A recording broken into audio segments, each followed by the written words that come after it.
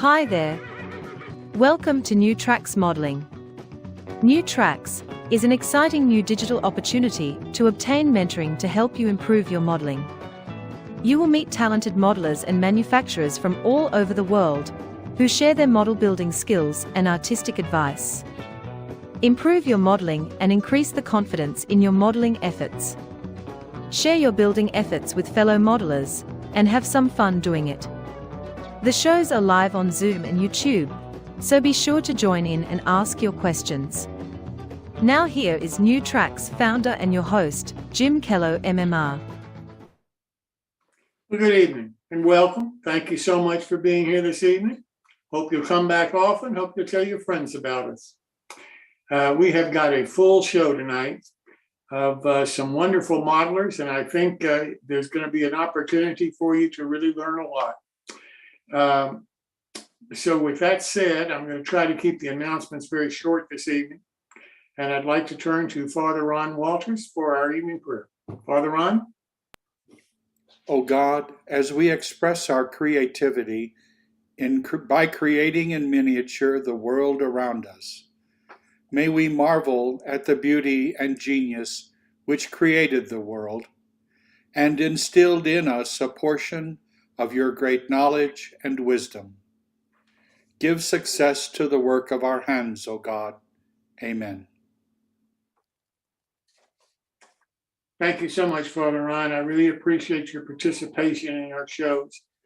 I do want to talk a minute about the new show that we do every 2 weeks on Thursday evening called Modeling Lifestyles. The next show is July the 14th. And it features Lou Sassy. And I think you're really going to enjoy it. Lou is a fantastic modeler, a fantastic photographer. He's got model railroads that he's photographed all over the Model Railroader magazine. He's been doing it for a long time. And he's written an awful lot of books on model railroading. So if you get a chance, I hope you'll join us on YouTube at 7 p.m. Thursday, the 14th of July, and have a chance to meet and talk with Lou. We have a new segment of our shows called Women in Modeling. It's going to start October the 19th, and a lady by the name of Kristen Kimmick. Kristen and her husband David own a 3D design and printing company who specialized in modeling, and their company is offering the discount for 3D printing for Earl Hackett's 3D design and printing build along that he starts coming up on the 13th of July. So I hope that you'll welcome Kristen and her guests to the show. Again, it starts October the 19th, and we're really looking forward to this. If you have any spare time, I know none of us do, but if you can find some spare time, we need some volunteer help, particularly on marketing our shows on YouTube and on Facebook. So if you have a little time that you can give us, we certainly would appreciate it. My email is jimkello@newtracksmodeling.com. And if you'll send me an email, then we'll talk about what your interest might be. We have a lot of different build-alongs coming up. We, of course, have 3 that are starting. Earl Hackett is starting his 3D program. We've got the card modeling with David Rarick and Father Ron Walters are the 2 builders. And Paul Egret has designed the service station for us. We also have Daryl Jacobs of Interaction Hobbies. He's doing his HO, Keeger's Garage and Repair. It's also available in O scale. You get a 20% discount from the kit from Daryl. if you want to build along with him. All three of those start on the 13th of July. Also on the 13th of July, we're going to have a fantastic segment. We're going to have, for the first time, I think, that I'm aware of, a remote operation of a switching layout. And the possibility is that modelers from our show are going to be able to log on with their phones or iPads or whatever, and be able to actually solve switching problems remotely on this switching layout. So I'm really looking forward to that. I think this may be, for some of us, the future of model railroading. And I'm really happy that we could find this person and find the switching layout that he's developed and designed. Starting August the 17th, Bruce Nicholson, the owner of Seaport Models, is going to build one of his kits. It's a waterline model of a 53-foot coastal steam passenger ferry. So I hope that you'll be interested in that one.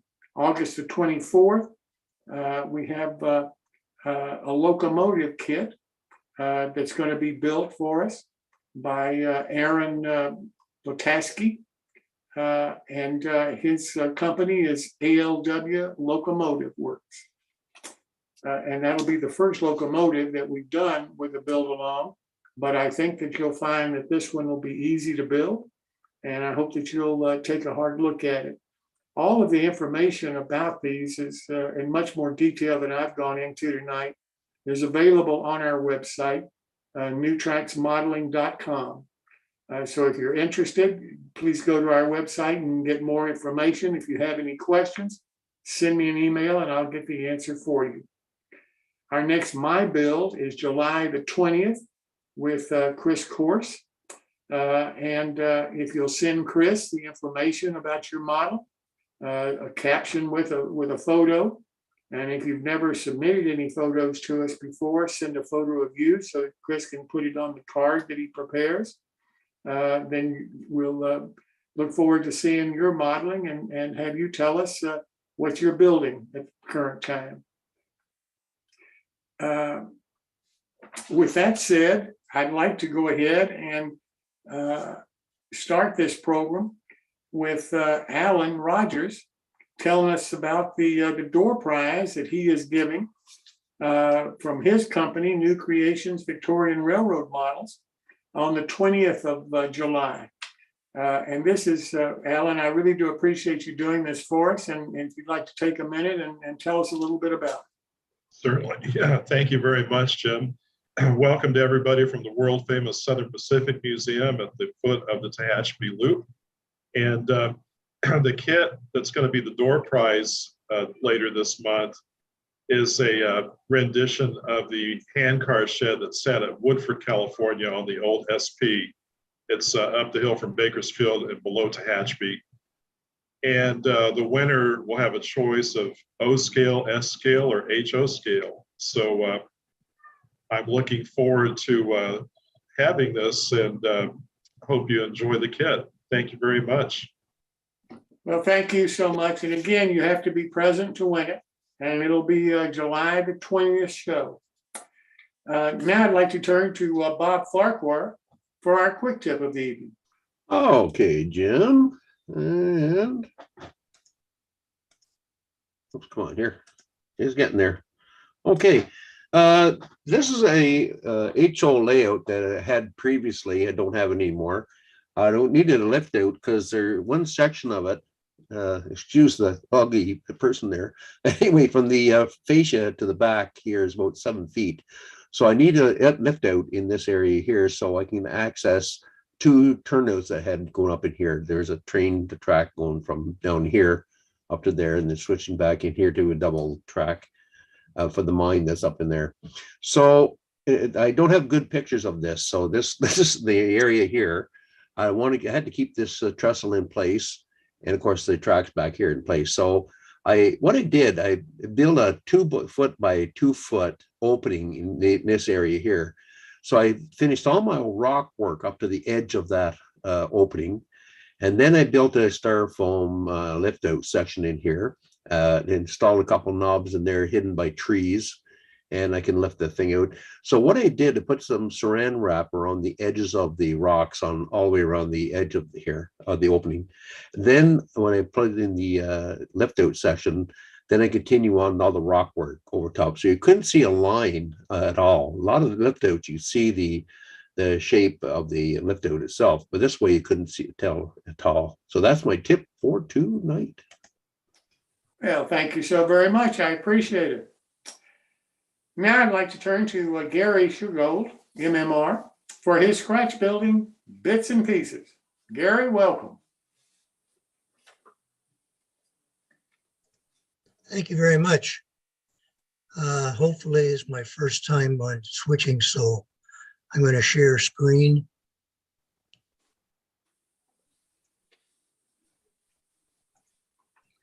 Which is not doing. Whoop. You have to click that. Then click share screen. Share screen. Click PowerPoint.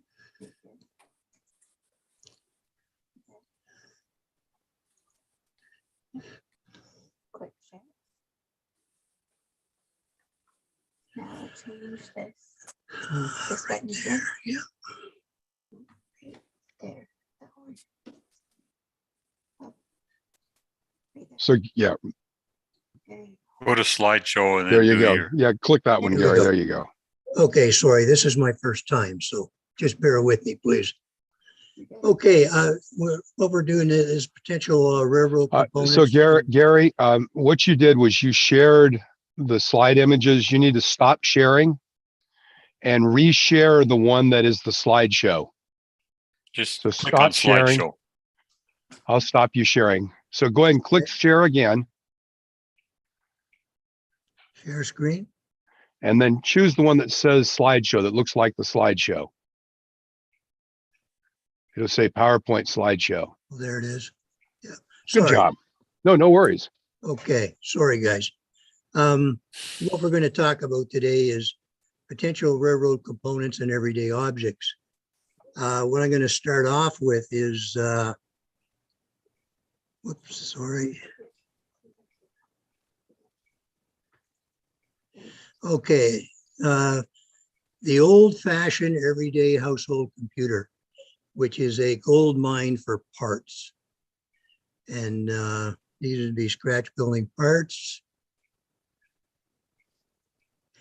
And there's an old computer. They're all over the place. If you can find one, get a hold of it. And what you want to do is start dismantling it. And when you open them up, this is what you'll find inside. You'll find different components like so, all kinds of wiring. Here you'll find computer boards. So what you want to do is, as you're taking this apart, you want to save all the computer boards. You want to save the components because there's stuff inside those that you're going to be utilizing for railroad, different railroad items. Save all the screws that come out of it, because this is a gold mine for small screws, so you don't have to go out and buy them. Now, this would be one of the components that's found inside. Inside it, you're going to find a circuit board and lots of wire. This wire is fantastic for doing, if you have a bus bar around your layout, running the lines from your rail down to your, from the rail down to your bus line.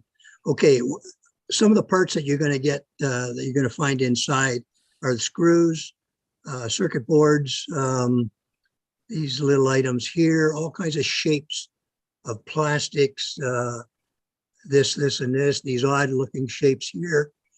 And as I say, more, this is a motor, small motor.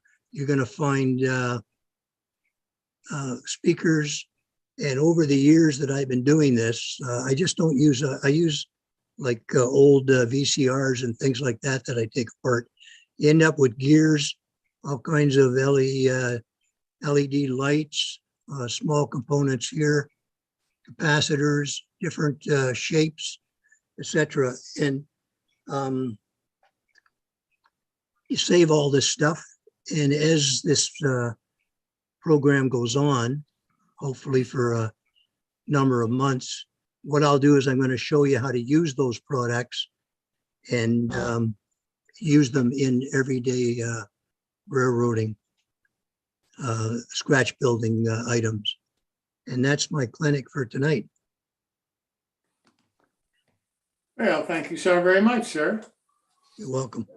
Look forward to these, Gary. I think these are really going to be interesting and give people some ideas of how they can scrounge parts and bits and so forth from other things and use them in their modeling. So thank you so much for doing this. Yeah, no problem. And the nice thing is they're free. I love that word. So now I'd like to turn to our next guest, Mr. Chris Anderson. Chris is a model railroader and credits model railroading to other things that he has been able to accomplish in other hobbies. And I found this really fascinating when I first met Chris and we started talking about this, because this is the philosophy that I've been preaching for some time to the Professional Model Makers Association and other groups, because I really believe that the skills that young people and middle-aged people learn from model railroading can lead to really long-term, very, very solid careers as model makers in this world. And I think that this is kind of the message that Chris has and that we've talked about. So Chris, I welcome you and thank you so much for being here this evening. I look forward to hearing about your modeling and what you're accomplishing. Yes, Jim, thank you very much for inviting me, and hello to everyone that's out there and watching us. So as Jim mentioned, very early on in life, it was model railroading that caught my interest. It actually started probably when I was 3. My dad ran a steam engine on a piece of track in the basement, and if I remember correctly, someone had to physically hold me back because I was so excited. I just wanted to jump at this train, and because it was exciting. It was moving parts. It was just fascinating to me. Then you see it in real life. This big train goes by, and then that cements the interest in trains. So I was a early teenager by the time I started really dabbling in model trains. Getting an engine, a couple cars, a caboose, a piece of straight track, and some scenery. Just running it up and down the track, but really it was learning. It was learning about how to build the cars, how everything interacted with each other, the alignment of the track, the alignment of the couplers, what works, what doesn't work. All of that was kind of building a foundation for future skills and future hobbies of mine. So before I get into some of the pictures that we've got to show with other hobbies that I have, I want to go through a small list of some things that I've, some fundamental things that I've learned through model railroading. The first thing is the eye-hand coordination and the ability to smoothly and comfortably control your hand. For any of the model railroaders that have been doing this for any amount of time, you know that if you don't have a steady hand, if you're too quick, if you're too abrupt with your movements, the model represents that when you're finished. Whereas if you're smooth and you can control your hand, control all those motions, the final product usually ends up a lot better. I learned a lot about tools. You learn about different cutting tools, grinding tools, files, airbrushes, paint brushes. You learn how materials interact with each other. What do I clean before I paint it? What can I get away with not cleaning before I paint it to create a different effect? Should I glue this? Should I screw it together? Or should I use some other means? Should I tape this together? Should I use plastic? Should I use metal or brass or even wood? Right? You'll learn all of these skills, and you find that as you progress through life and you work on other projects around the house or on your car or whatever, you realize that, hey, I should think about this. Should I brace this? Should I glue this? Should I screw this together? It all kind of goes back to things that I learned when I was model railroading. I still model railroad, but initially when I was model railroading, all of that just kind of built that foundation for me. So if we could go ahead and share the slideshow. So here's an image of a couple items that I made. So if I age myself, I graduated high school in 1993. And that's when I took a job out of high school. I worked at the Great Train Store in the Mall of America in Minneapolis. Then I had some free cash, I had a discount, so I was buying trains. And then I could explore different things. And with what you see here, the Great Northern Car, that was, I believe, an Intermountain kit. I replaced the roof walk with the perforated metal, I think it was Plano that made that. Added some extra details, custom painted it and decaled and weathered it myself. So you learn a lot of techniques throughout that process. The doodlebug there, I had seen a picture and thought, I really like this doodlebug, I want my own, but I couldn't afford a brass model. So someone who's good with their eyes could maybe see that the trucks are from an EMD, like Jeep 7 or something like that. So I started with a base model of an Athearn and an Athearn passenger car kit, cut everything apart, re-glued it back together, and made my own doodlebug. Wasn't 100% perfect or prototypical, but it satisfied my creative need to have a doodlebug. Next photo, please. Here's another example of something that I custom painted. So being from Minnesota, the Duluth-Mesabi Iron Range, big interest for me, especially those ore cars and those big long trains, heavy trains.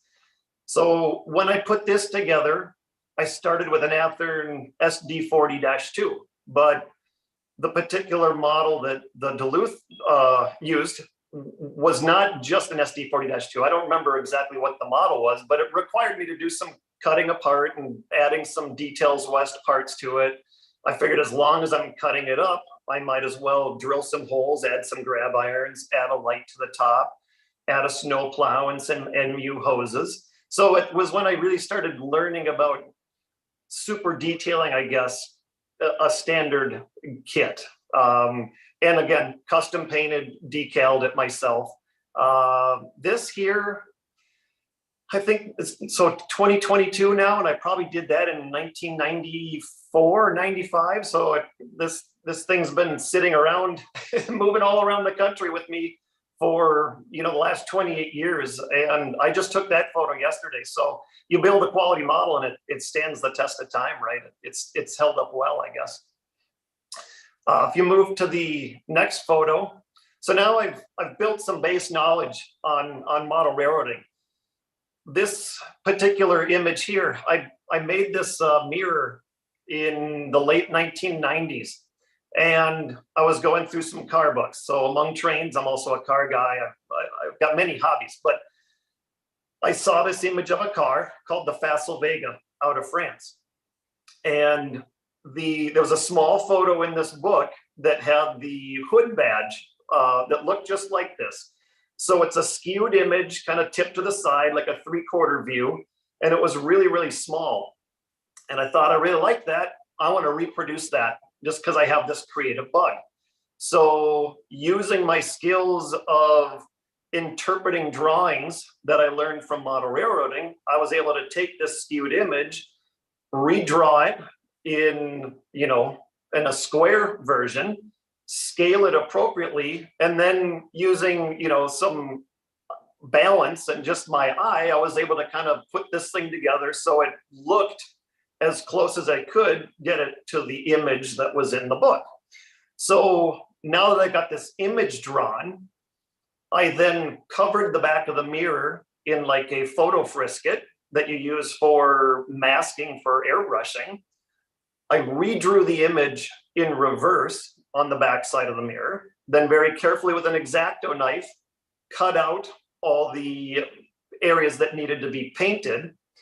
I then sandblasted it, painted it, and then, this was the final result. I don't know if I would have ever thought about doing this if I hadn't already built the skills that I had developed from model railroading. Next image, please. All right, so another hobby of mine is stained glass. And this particular window is kind of my pride and joy. I think it turned out really well. And just the image itself, it looks, to me, it looks, you know, pretty neat. It's kind of striking. So what you're seeing here is a combination of another hobby of mine, which is hand applied pinstriping, so the image for maybe some of the older generation that's on the phone or on the call with us, you may remember Ed Roth and the Ratfink image that came out of the 60s. So this was an image that Ed Roth developed in the 80s, kind of when computers became more used. So this was his digitized version of the Ratfink. So me again, figuring I like that image, I'm going to reproduce it. So I scaled it off of a drawing, again, off the computer, drew it up in AutoCAD at the time. That developed my cut plan for my stained glass. I then cut all the pieces, went through the normal process of assembling a stained glass window.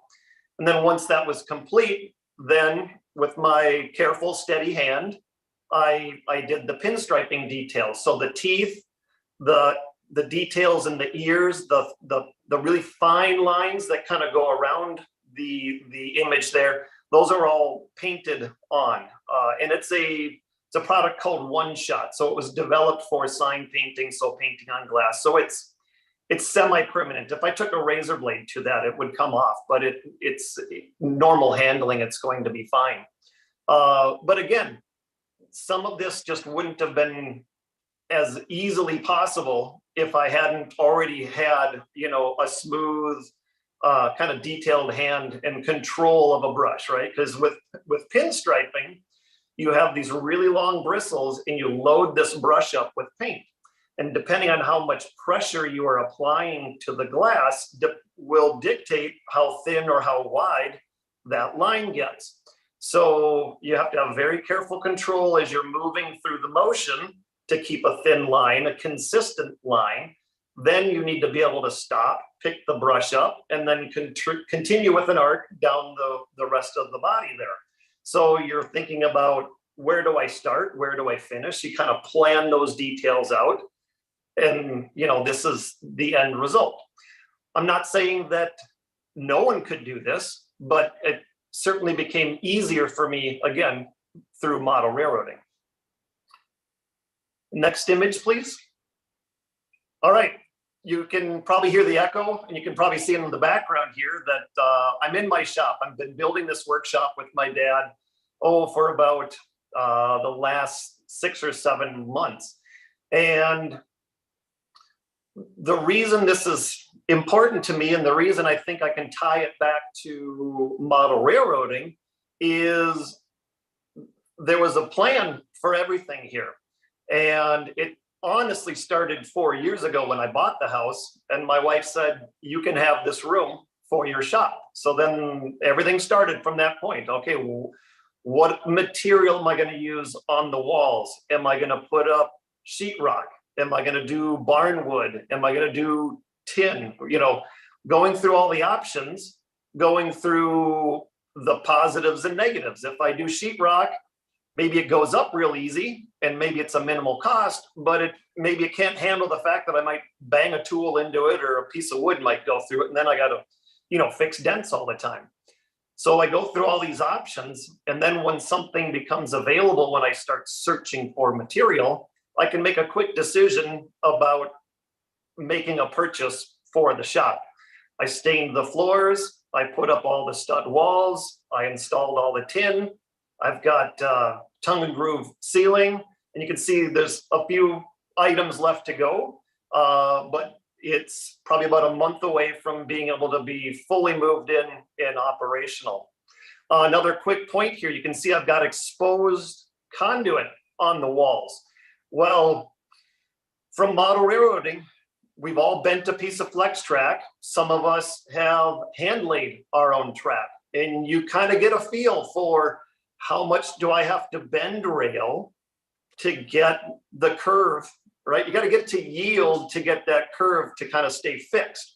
So when you're bending conduit, if you just bend it 90 degrees and you let go, it's going to spring back a little bit. So you got to kind of understand how materials react.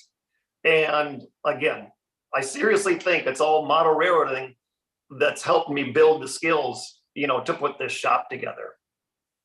Next image.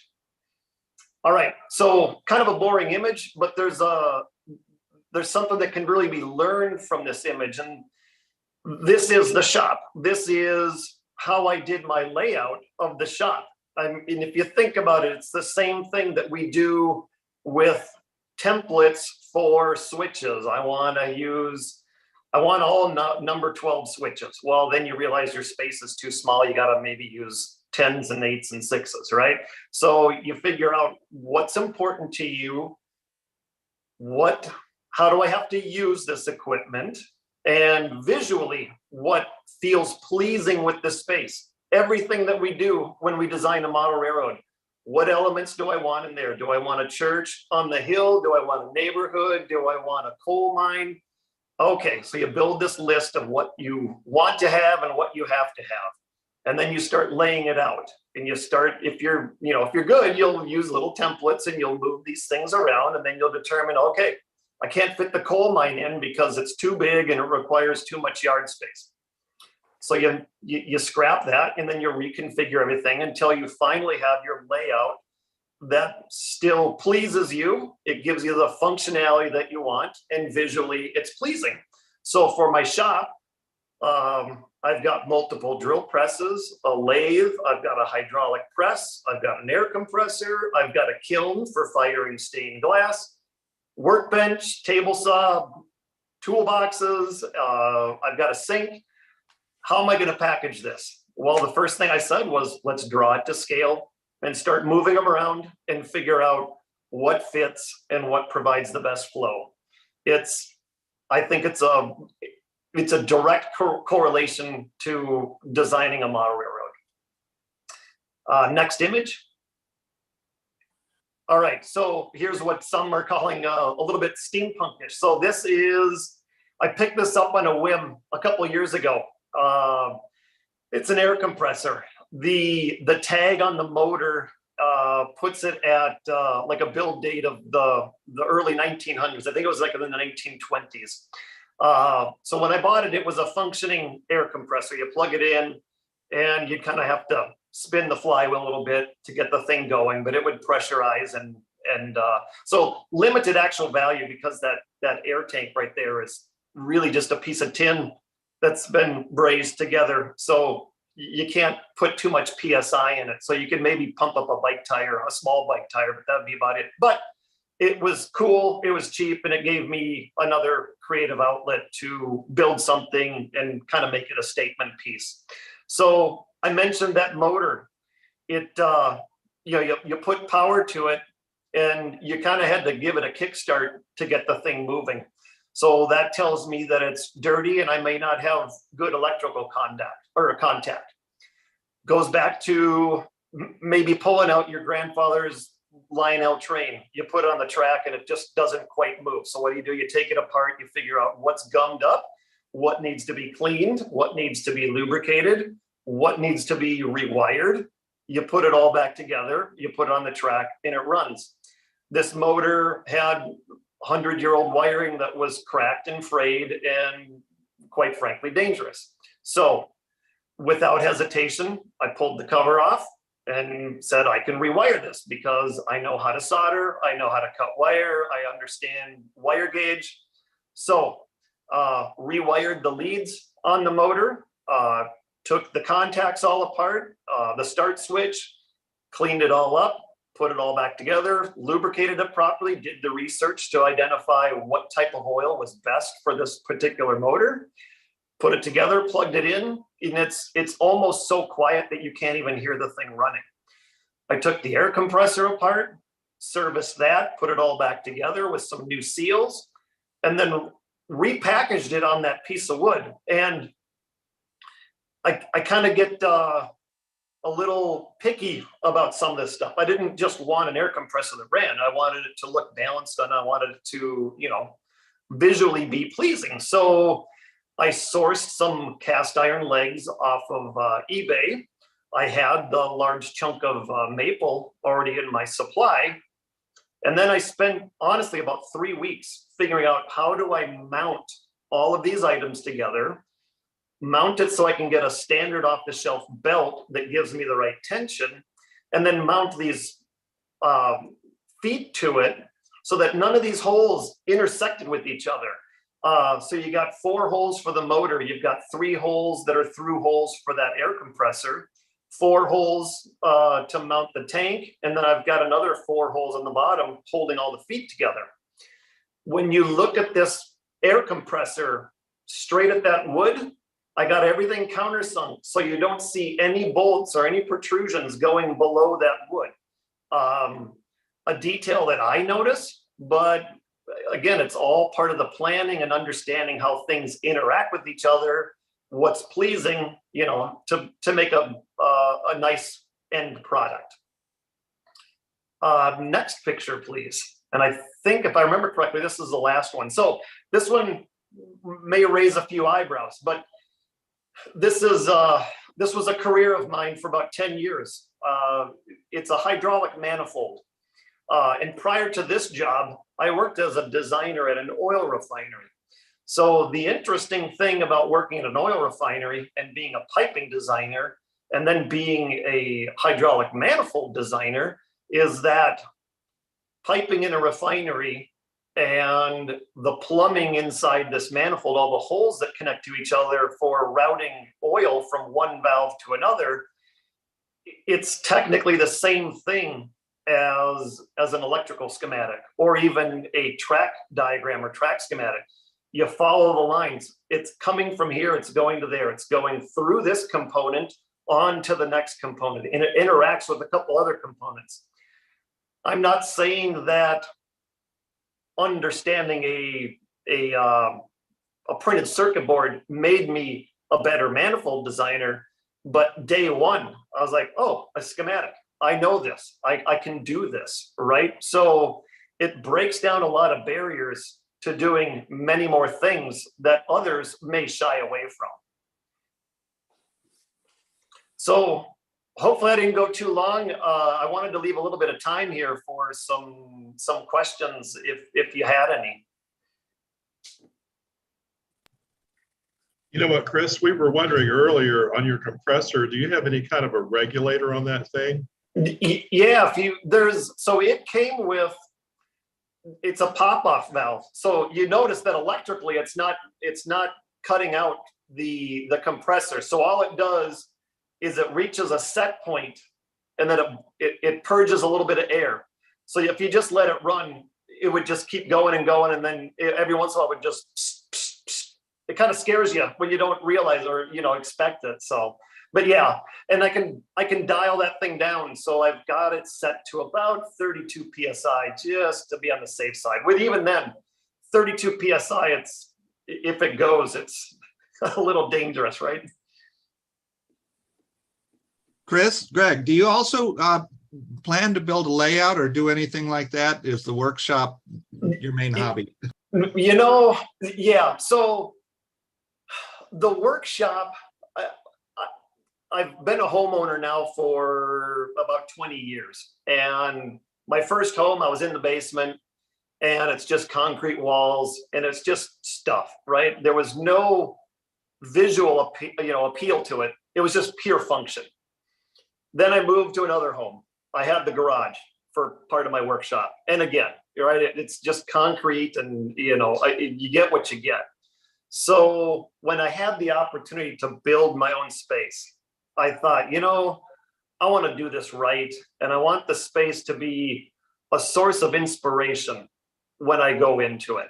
So I kind of joke with my brother and some friends. There may be days when I just want to come down here and just look at my shop and say, like, I got a cool shop, right? I'm going to listen to some music. I'm going to drink some bourbon. I'm just going to enjoy the space.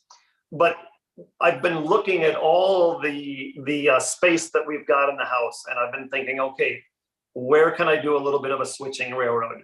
I've recently been acquiring the old Ambroid and All Nation Athearn O-scale kits.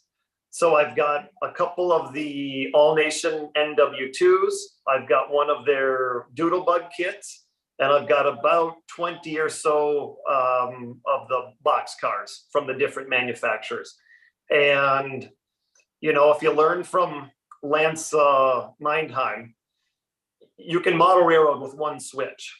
And it's not about how much you have, it's about how much value you can get out of it. And I've studied that for quite a while, and I'm very comfortable with doing that. So there will be a layout. Yes, that's the long answer. There will be a layout. Chris, I thank you so much for being here tonight, and you've certainly proved the point that I've been trying to make for a long time, and I really do appreciate it. And like I said privately to you, we have this segment called Building Old Kits. So when you get ready to build some of those old kits, I hope you'll let me know, and we'll schedule you on the show.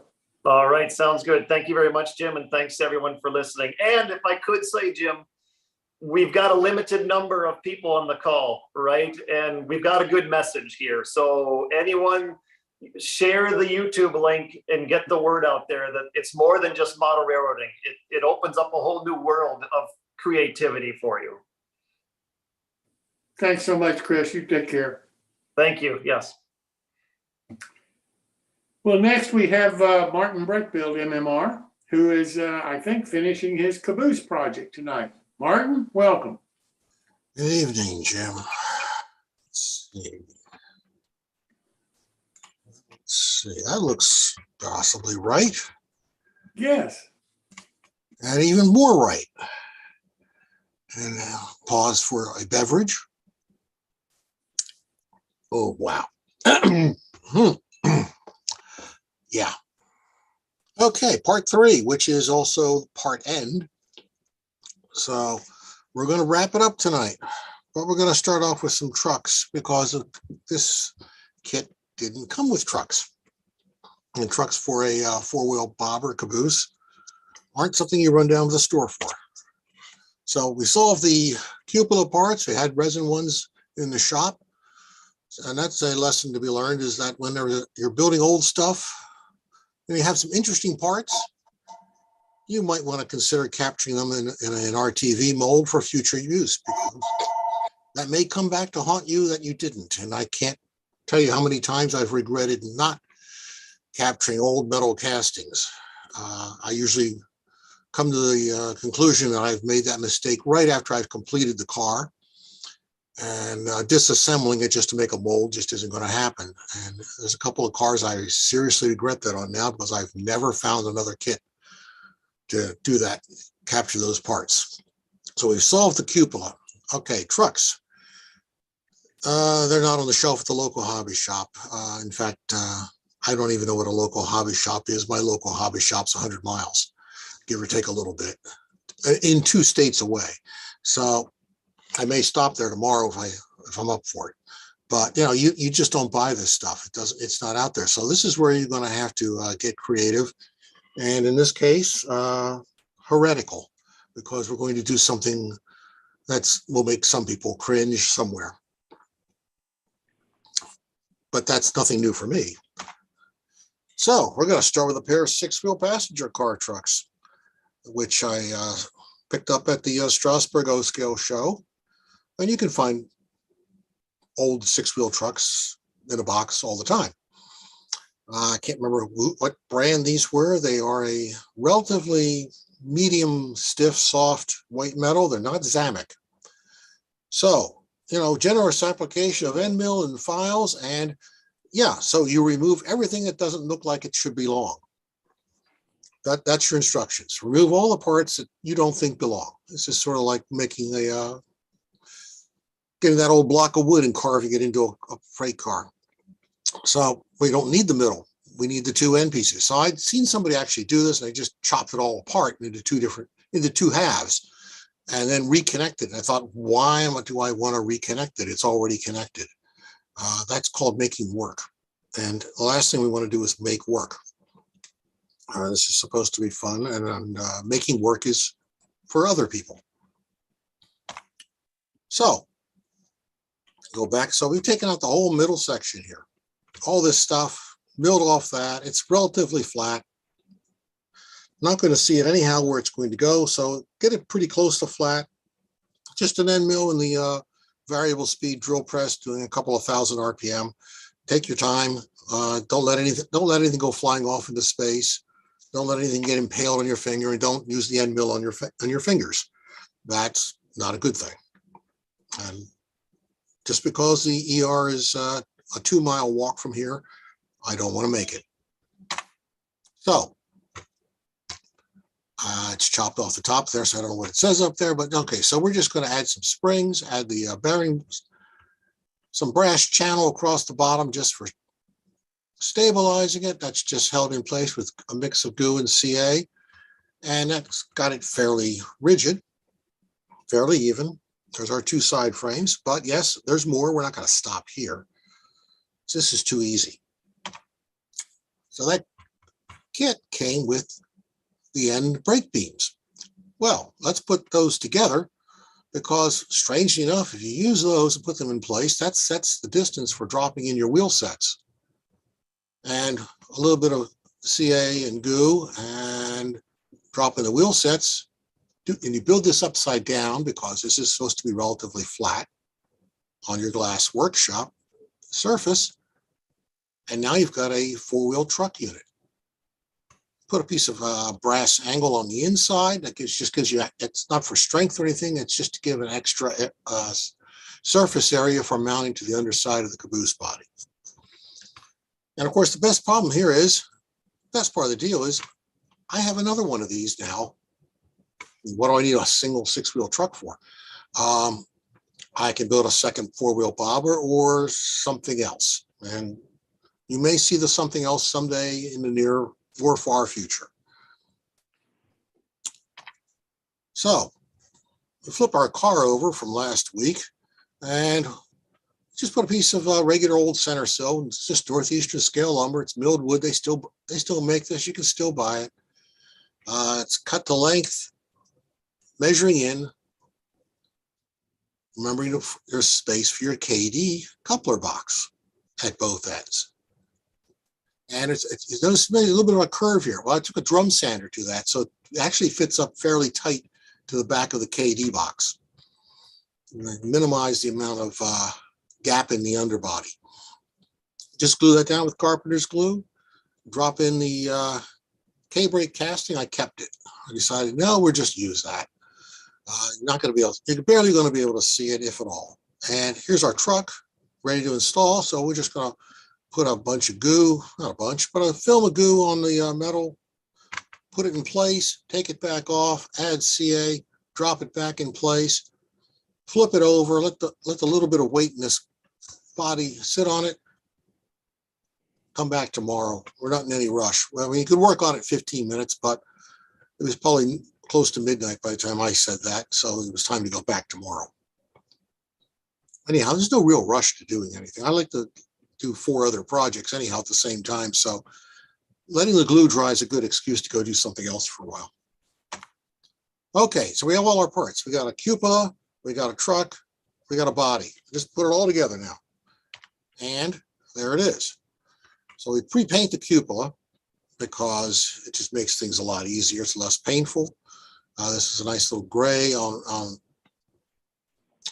Caboose red. We've got the 3 out of 4 of these. Somehow the 4th one went flying off into space. I had to make a 4th one out of some phosphor bronze wire. These are Berkshire Valley roof walk supports, but you could use Grant Line. Doesn't matter. You're not going to notice them very much anyhow when they're underneath the roof walk anyhow. So a little bit of 3x4 for the end blocks. So we're ready here. This is already pre-glazed. Don't have to do anything. It's set to go. And the bobber truck is installed. It rolls nicely. Wheels are in. Oh yeah, you got to be careful putting the wheels in. Make sure you do put the insulated ones on the same side. If you don't, you're going to have to take that all apart, And there will be colorful language, strong drink, and a broken caboose, which you may or may not be able to put back together. So get it right the first try. Okay, so we've got our roof walk supports. Our roof is ready. We've got a cupola roof. That's just some scrap scribe siding with the scribe side down. So if you actually flip it over and look, you'll see all the little board lines on the ends. You're going to cover it up this side anyhow, so you don't care what it looks like. So the unscribed facing up is perfectly fine. So we cover it all up with canvas and ready to tar. This canvas is my usual use of single ply Panera napkins cut into 3-foot scale strips. And we just cut it smaller to fit in between where it won't go with 3-foot pieces, and overlap it and glue it down with 50% carpenter's glue diluted with water. Fairly stiff brush that I've modified helps to do that. I have 3 or 4 brushes that have ceased to be good for painting, but they're good for other things. Not all brushes are immediately going into the trash can. You can find them useful for other things. Some of them are useful for spreading glue. I have one brush that is dedicated for use in methylene chloride and MEK for use with styrene and ABS plastic. The brush is absolutely useless for anything else. It's absolutely ruined, but it's perfectly functional for those purposes. Okay, so we painted. It's our tar. It's Lark Dark Gray. It's Flow Quill.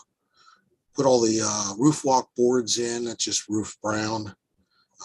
Make some grabs for the ends.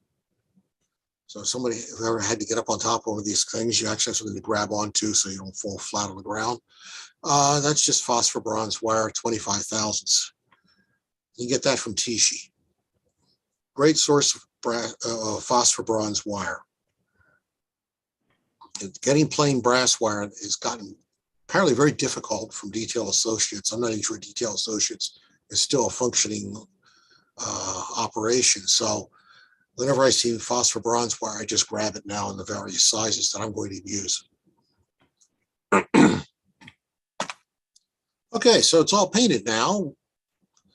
Caboose red, gray trim, roof brown, everything else.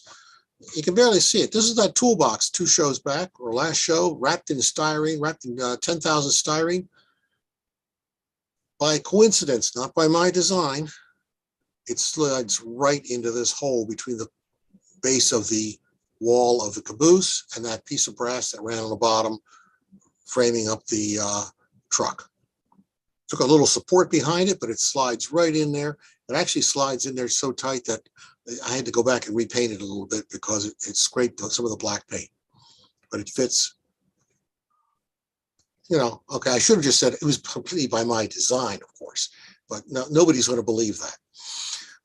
So I'll just be honest. It was serendipity smiled, and I took full advantage. You couldn't have planned it anyhow. Let's be honest. If you tried to plan it, you would have missed by at least a couple of millimeters. So what's left? We don't have windows. I left those windows out. So they're still, 2 shows back, I painted the windows and glazed them. Said, set them aside, you'll need them later. Later has arrived. And, pretty much not much here to be seen. It's all just painted black, brown, Lark gray, and caboose red. The only thing I forgot to paint. Now it reminds me of that when I look at this. I didn't paint the doorknob black. Oh, gosh, demerits will be waiting for me. So yeah, there's those glazed windows. Since you made sure they fit back at the beginning, they drop right into the hole, a little bit of goo, they slide right in, a little piece of trim board at the top, pre-painted, that drops right into place. Okay, I painted the platform roof underside. Yeah, like I'm going to actually, like anybody's ever going to pick up this caboose and look on it and see it's not painted. That's the OCD part of my life. You paint the underside of the caboose where no one's going to ever see it. I'll know it's painted. I'll feel better about it and sleep better. Touch up paints everywhere. So yeah, that's the annoying process at the very end. You pick it up, you turn it around every direction, every angle, and you say, oh, I missed that, I missed that, I missed that. And while you're doing that, you see the other 13 parts that you have to go touch up in a different color. And eventually you run out of things to touch up and say, I'm stopping here. We've reached the point of good enough. And my point of good enough gets shorter and shorter to reach every year. So our windows are in, we got our trim board in, we got the roof underside done, everything's touched up. And we're calling this car done, I think, right now. And actually rolls pretty nicely. It's actually got a little bit of lead I put in it. It's roll rather well. So it's a terrible photo because you can't see the dark with the toolbox, but should have run that through Photoshop for you. And anyhow, that's the end of this one. One offset cupola, center cupola, bobber kit with a new cupola and a new created four-wheel bobber caboose set of trucks, or a truck underneath of it. So there's the fun you can have with an old kit. You know, your creativity is unleashed. You can do whatever you want. There are no rules. Have fun with it. You know, be brave. You know, those old boxes with old stuff in them, they're a good adventure. And you really dress them up a little bit, add some modern details to them. They're actually rather good kits. The bones of them are rather good. They just need a little bit of updating, a little bit of upgrading. You know, you buy some parts from Precision Scale and throw them on. All of a sudden, the car has a completely different appearance and looks a lot better than the 1940s or 50s kit. And I'll stop there. And if I got some questions, oh, I've been kicked. No, I do not use Wendy's. I use Panera napkins. So there, whoever, Greg, let that be a lesson to you. The nice thing about the old kits is they're so cheap. What do you pay now for an old kit? $15, $20 max? I have seen these anywhere from 20 to 45. Yeah. I think 45 is crazy because God knows, you know, you're going to have fun with it, but you know, you can probably find them for 15 to 20 you know, go to Chicago O-scale meet. Yep. 10 to 20. Yep. And you probably have to buy 3 of them because the guy will have 3 on the table and he wants you to take all 3 of them for you know, why don't you take them all? And, you know, if you're smart, you say, yeah, why not? 3 times the fun for 3, you know, for that price. It's not, you know, you can't turn some of these things down. And, you know, somebody that's never built a kit before, what have you got involved? I mean, you've got not much of this. Not hardly any money involved in trying to get started with something like this. I probably paid more for the 6-wheel trucks than I did for the kit. Yeah, yeah. But I saw those at the train show, at the Strasbourg train show, and I took one look at them and I said, I know what these are for. They're for. Yeah. I told the guy, I said, these are for, and he looked at me. He's like, yeah, they're for a passenger car. I said, no, they're for a bobber caboose. Yeah. And I got a really interesting look at and several head shakes, and he's like, yeah, you would. Okay, thank you. Yeah. That's a nice mark. Thank you so very much. Yep. Smoke jack. Yeah, I could have put one in, but it's a center cupola. And the windows, I thought about blanking out one of the windows for doing just that, putting a smoke jack in that one end. And I thought, yeah, I could, or I could just say, get a blanket, you know, hot water bag, bottle and a blanket, and, but, there's no vent for a bathroom either. So, no one making hot coffee in their caboose, and could lead to unpleasant consequences downwind. You can't have everything. you can have fun. That's the Yeah. most important part of this. Have some fun with it. I agree. I agree. Martin, thank you so much. Yep. All right, now let's turn to Phil Edholm and find out how a local club or a local NMRA division can help you find people that can help you become a better modeler. Phil, welcome. Thanks, Jim. Oh, Well, there. today we actually have a very interesting kind of juxtaposition here, because I'm actually going to ask Martin to join me tonight and talk a little bit about, his experiences in being in being part of the clubs and divisions in his area. So, Martin, I'm going to ask you to join me, and we will just kind of have a little discussion and go from here. So, why don't we start off, Martin, and tell us a little bit about, kind of what you've done, in terms of clubs and divisions through the years, and what kind of involvement have you had in those two areas? Okay, clubs easy. I only belong to 1.5 clubs, and only one of them, the one is the only formal one is recent, as of in fact this year, which would be the one in Rockville.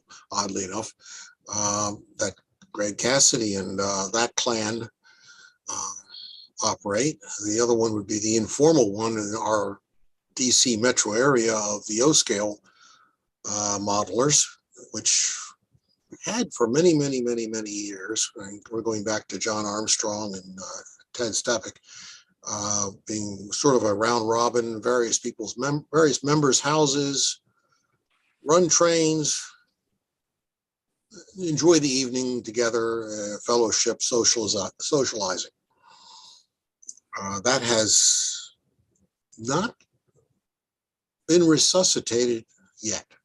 There's been a few open houses, but it was weekly at one point and has gone down to the rare month or every other month. It's unfortunate, but travel being what it is, that's gotten, well, we're just sort of waiting on that one.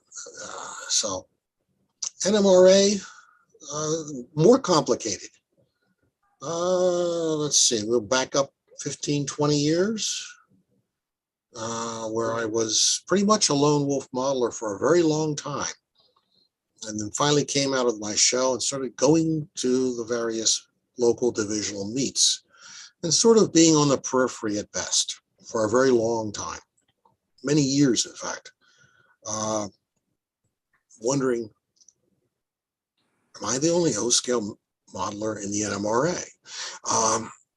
And I pretty much knew that was true, but it didn't seem like there were any local that were also in the NMRA. But I was like, okay, fine, don't mind. Still learning stuff, going to clinics, picking up a tidbit here and there, a useful tip, some scenery stuff, whatever, but it was useful. And then I made a terrible mistake of saying, okay, all these guys are having open houses. I say, maybe I want to do that. Maybe I'll open up. I must have been off my meds or something. But I did it. I contacted the local division guy and said, what do you need? What do you want? What do you expect? I was like, okay, I think I can do all that.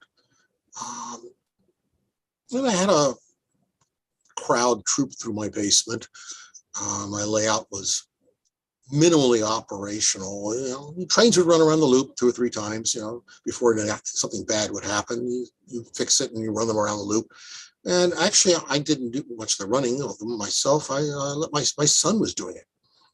So I was talking to everybody while he was having fun running the trains. He had more fun running trains than I did. So I made the mistake that I had on display a module that I was building just as an exercise, teach myself how to build freight cars. And I was using the that freight car book. I can't remember his name. White's that massive tome. That's it's perfectly good for killing small varmints if you drop it on them. But it has great diagrams of early, 19th century framing of boxcars. I thought, well, I wonder if I can actually build cars following that framing. So I built this module to represent a car erection assembly line, for lack of a better word. And I had this on display, and the guy said, who was my contact then at the division, said, you need to bring this to our mini convention in April. Put it in the contest room. I was like, you serious? I mean, were you crazy? I said, you really want to do that? Said, yeah, this is really, really, really, really, really, really, really good. I said, okay, well, let me get some, he said, you got to get the forms. So I was like, fine, okay, did do that. And I brought it to, I think, one of my other I put out forms on one of the models that was actually on the module itself. And I entered it. And I got my first merit award for the flat car, and I won the superintendent's award for the module. And I thought, there could be something to this. I mean, this was fun. I enjoyed this. And that got me started down the AP pathway. And I was still just a member. And I stayed as a member for many, many years on that. But was taking all my models and stuff up to the regional convention and bringing home all my merit awards. And that's, I think, a year and a half later, I had all my merit awards for cars at one of the regional, at one single regional convention. I got cars. It was done. And by that point, I had volunteer, and I was halfway down the road to author. And then I made another tragic decision. I said yes when they asked me to be the contest chairman for the region. Okay, that was 10 years of entertainment. I'll use that word. I will confess, the first year I did it, I almost quit. I thought this was the most horrific thing I'd ever experienced in my life. Being on the other side of the fence, actually running the contest room, all the warts were revealed. And there were many warts and no wart remover handy. So I was really dismayed by what I saw. And I thought, I either need to walk away from this or fix it. Well, I kicked that around for about 3 weeks. And being a good writer of funding proposals from the government, I knew how to write a proposal. And I wrote one back to the region saying, we need to fix this. This is why. This is the problem. And here are the solutions. And if you get out of my way, give me some money and some time, I think I can do something about this. And I think I fixed it. I mean, it took a lot of work. I mean, I was traveling around all the divisions, lecturing, meeting with everybody, setting a lot of standards and rules and trying to get the playing field even. And I think it made a lot of people happy. And then after 10 years, well, during that 10 years, I did some other silly things. I actually became a director of my division for 1 year. And I thought that was so appallingly bad that I declined to be reelected and actually changed my address to a different division just to get out of my own division for a couple of years and clear my head. Meanwhile, I became a director for the region for 4 years. So, well, that was interesting because I ended up reporting to myself as contest chair. I was the director overseeing the contests. So that made it, nobody saw that as a conflict of interest. They all saw that as something good. I would tell myself to do good things, and I would go do good things, and then go tell myself that I have done good things, and I would report back to the board, he's done good things. And everybody smiled and, patted me on the back and said, that's good for doing good things. But like any good job, after 10 years, you say, this is really, really tedious, tiring, wears you down. You spend almost your entire convention, regional convention, in the contest room. And after 10 years of basically not attending the convention, but attending the convention, I said, that's enough. I find somebody else. I need to move on. And we found somebody else. I walked away from it all, took a year off, and then foolishly allowed myself to get elected as secretary for the region on the board of directors. And even more foolishly, I'm up for my third term, the third 2-year term right now. So I keep busy on that. In the meantime, you know, retired, have fun with stuff. So what kind of mentoring activities have you done in the, you know, since I know the club's kind of more of a round robin, but from a division perspective and Mentoring. Yeah. I tried to give a lot of clinics. I used to do a lot of hands-on clinics, teaching clinics, one of which was building, believe it or not, that silly flat car that you've seen under about 45 of my cars on this very show. I probably put together 175 to 225 kits in boxes of that kit for that flat car, and used them at clinics, teaching people how to build the basic flat car under the premise that if you can build the basic flat car in 3 hours, you're well on your way to building whatever else you want to build. And I had at least 3 MMRs come up and thank me about that clinic, saying, that got me my cars. Your clinic did it. I now knew how to do it. I thought, well, I helped a couple of people, and others have since said, you know, that was really useful, because if you can build a flat car, you can build anything. It's just the basis for everything else. More modern times now, mentoring. I just did 2 clinics on AP cars for my division. We have got a new venue, a Knights of Columbus Hall, 8 miles from my house. And we made it into a workshop, not a clinic. And it was more along the lines of, anybody who's interested in AP cars, bring your car, bring your tools, bring your stuff, bring your paperwork, bring whatever it is you want to bring. We'll set up shop. Everybody sit around and we'll have fun together. We'll put some music on, we'll have some coffee, have some donuts. We'll talk about all the problems anybody's having, and we'll talk about how to get from here to there. Regardless of where here is, regardless of what there is. People were building kits, people were building scratch building, an extensive scratch building of high-end prototype to that, down to the rivets and spacing of the rivets of a reefer car. And we had a lot of fun together. Just get together, sit around, enjoy each other's company, build some cars, enjoy building some stuff. And we're so going to changing it from being a lecture to being more hands-on with either a focus on a specific car or just on a kind of a workshop, a 4-hour kind of workshop to come and get through those building challenges. Well, and different people have different levels of expertise, different levels of knowledge. Granted, I'm not a big builder in styrene. Well, lots of people want to build in styrene. So one of our other board members in the division he did cars, and most of his cars he built in styrene. So we had him there for styrene and me for everything else. And if you had questions about how to do this or how to do that, we were available. We were also building things ourselves.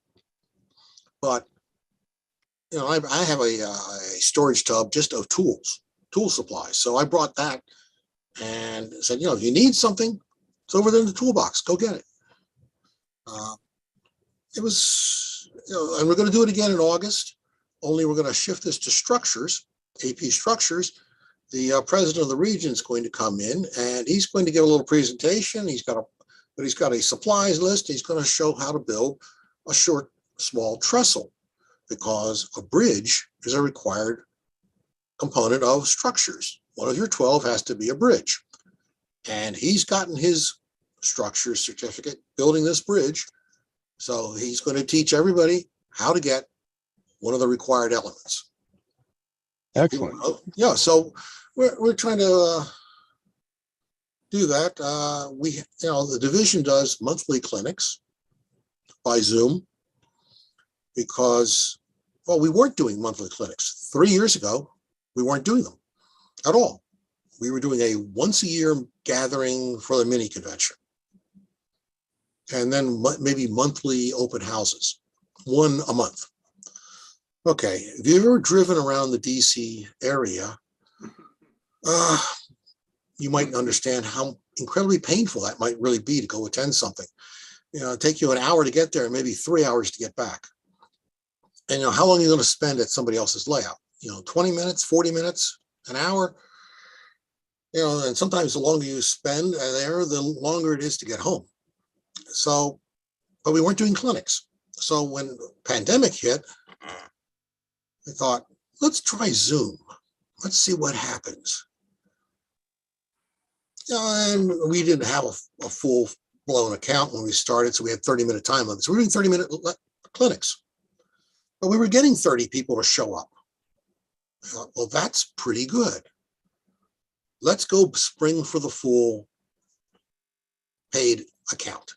And we actually had some members donate money. So we bought an account and renew it every year. And we meet by Zoom monthly. And we have anywhere from 25 to 65 people show up. And we no longer have a traffic issue. And we do it on Sunday afternoon. And people seem to like that. It's like they feel like we got our Saturdays back. We can do what we want with the family on Saturday. We don't have to go do our model train meet thing on Saturday. They're all home on Sunday anyhow.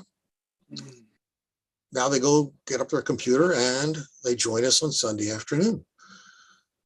In the meantime, one of our board members built, he's a contractor, builds houses, the multi-million-dollar DC area houses. Yeah, he builds them. But he also built a little barn out, which he calls the hobby barn, out at his back behind his house.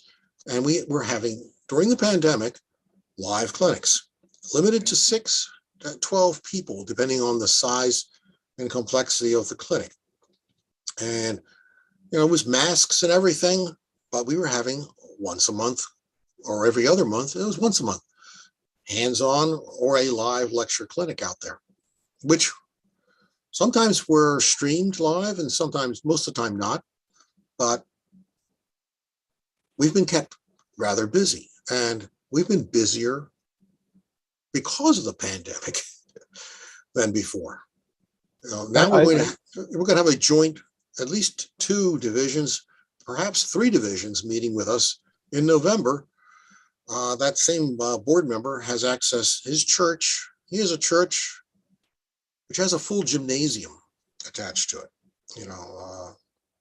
with an upstairs area, the whole area above it, and rooms and a venue of phenomenal size. It's out in the middle of nowhere, but the price, as Jim will approve of, is free. Love it.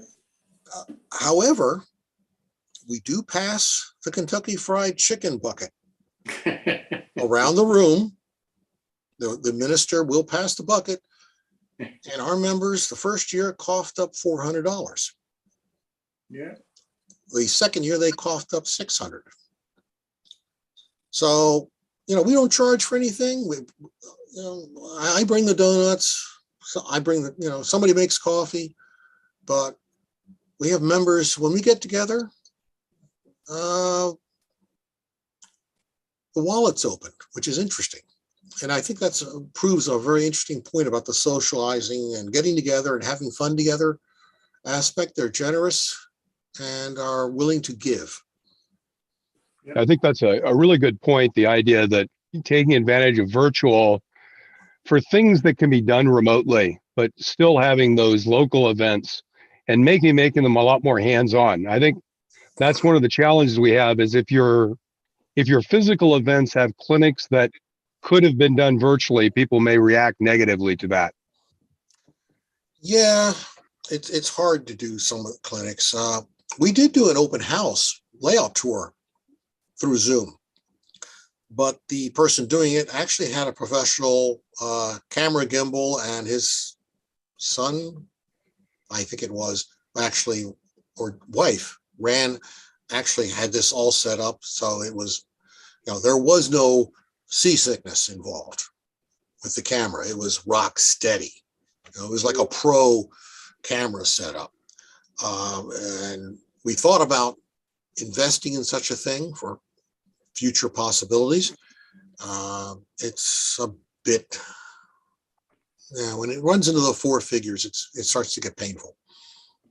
Yeah, I think that's one of the advantages of having a physical event is you can do layout tours. Yeah. And hit a few in the afternoon. Well, thanks, Martin. That was great info. I think great your background. I guess the last question I would ask you is, Sure. if you were talking to someone who hadn't volunteered, you've done a lot of volunteering in different roles.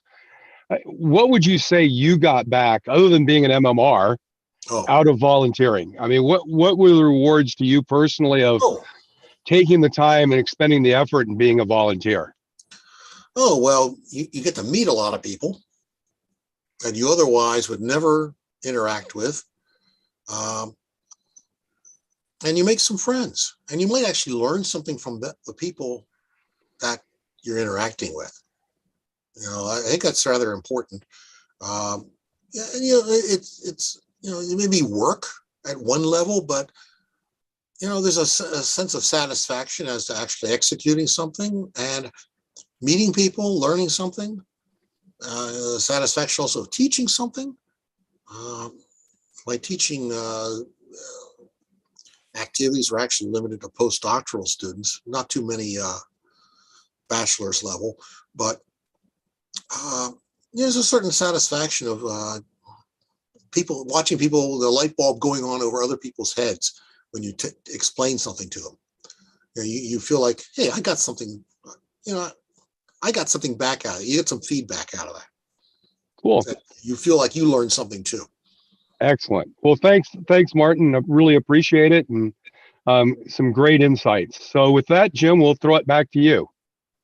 Okay, well, guys, thank you so very much. Martin, thanks for being here this evening, and you too, Phil. It was great job, both of you. Now I'd like to turn to Earl Hackett. Earl has made a quick mount for signals, and I think this is fantastic. So Earl wanted to demonstrate it for you. And Earl, I will turn it over to you, sir.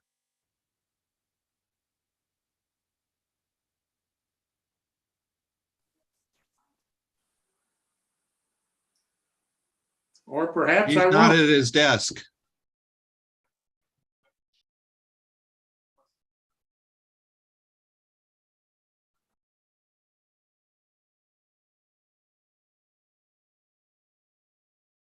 Is he not there at all? He's not within camera range, that's for sure. Better yell out for him. And Jim, you've gotten muted. So Jim, maybe we should jump to Pat real quick, and then we come back to. Well, how did I get muted? Jesus. Anyway, I'm trying to get to Pat right now. I didn't know I was muted. So anyway, now I'd like to turn to Pat Rivard and Paul Hurly, who are going to show us how they build foreground trees. So Pat, Paul, welcome. Thank you, Jim. Paul, are you ready? I certainly am. I'm bringing it up now. Thank you.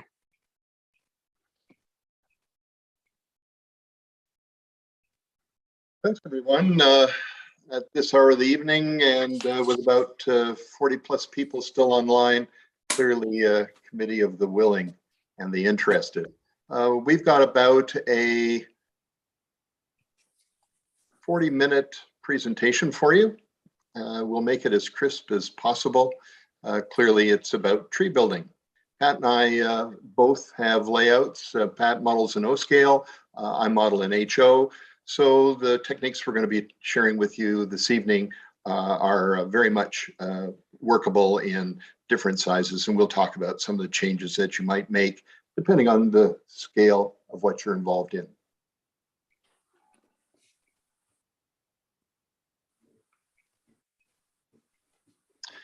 One of the things that is clearly our bottom line message is we look to nature. We think that it's important as modelers that we observe, learn to see with our eyes in detail, and what we can't remember, we capture in photographs. So we're going to be looking at some pictures starting off that Pat has taken. I don't think there are any from me on trips to British Columbia. That's the area that Pat's primarily modeling. So here's a very typical scene that you'll see in the Canadian Rockies, but would work in certainly Washington and Oregon states as well.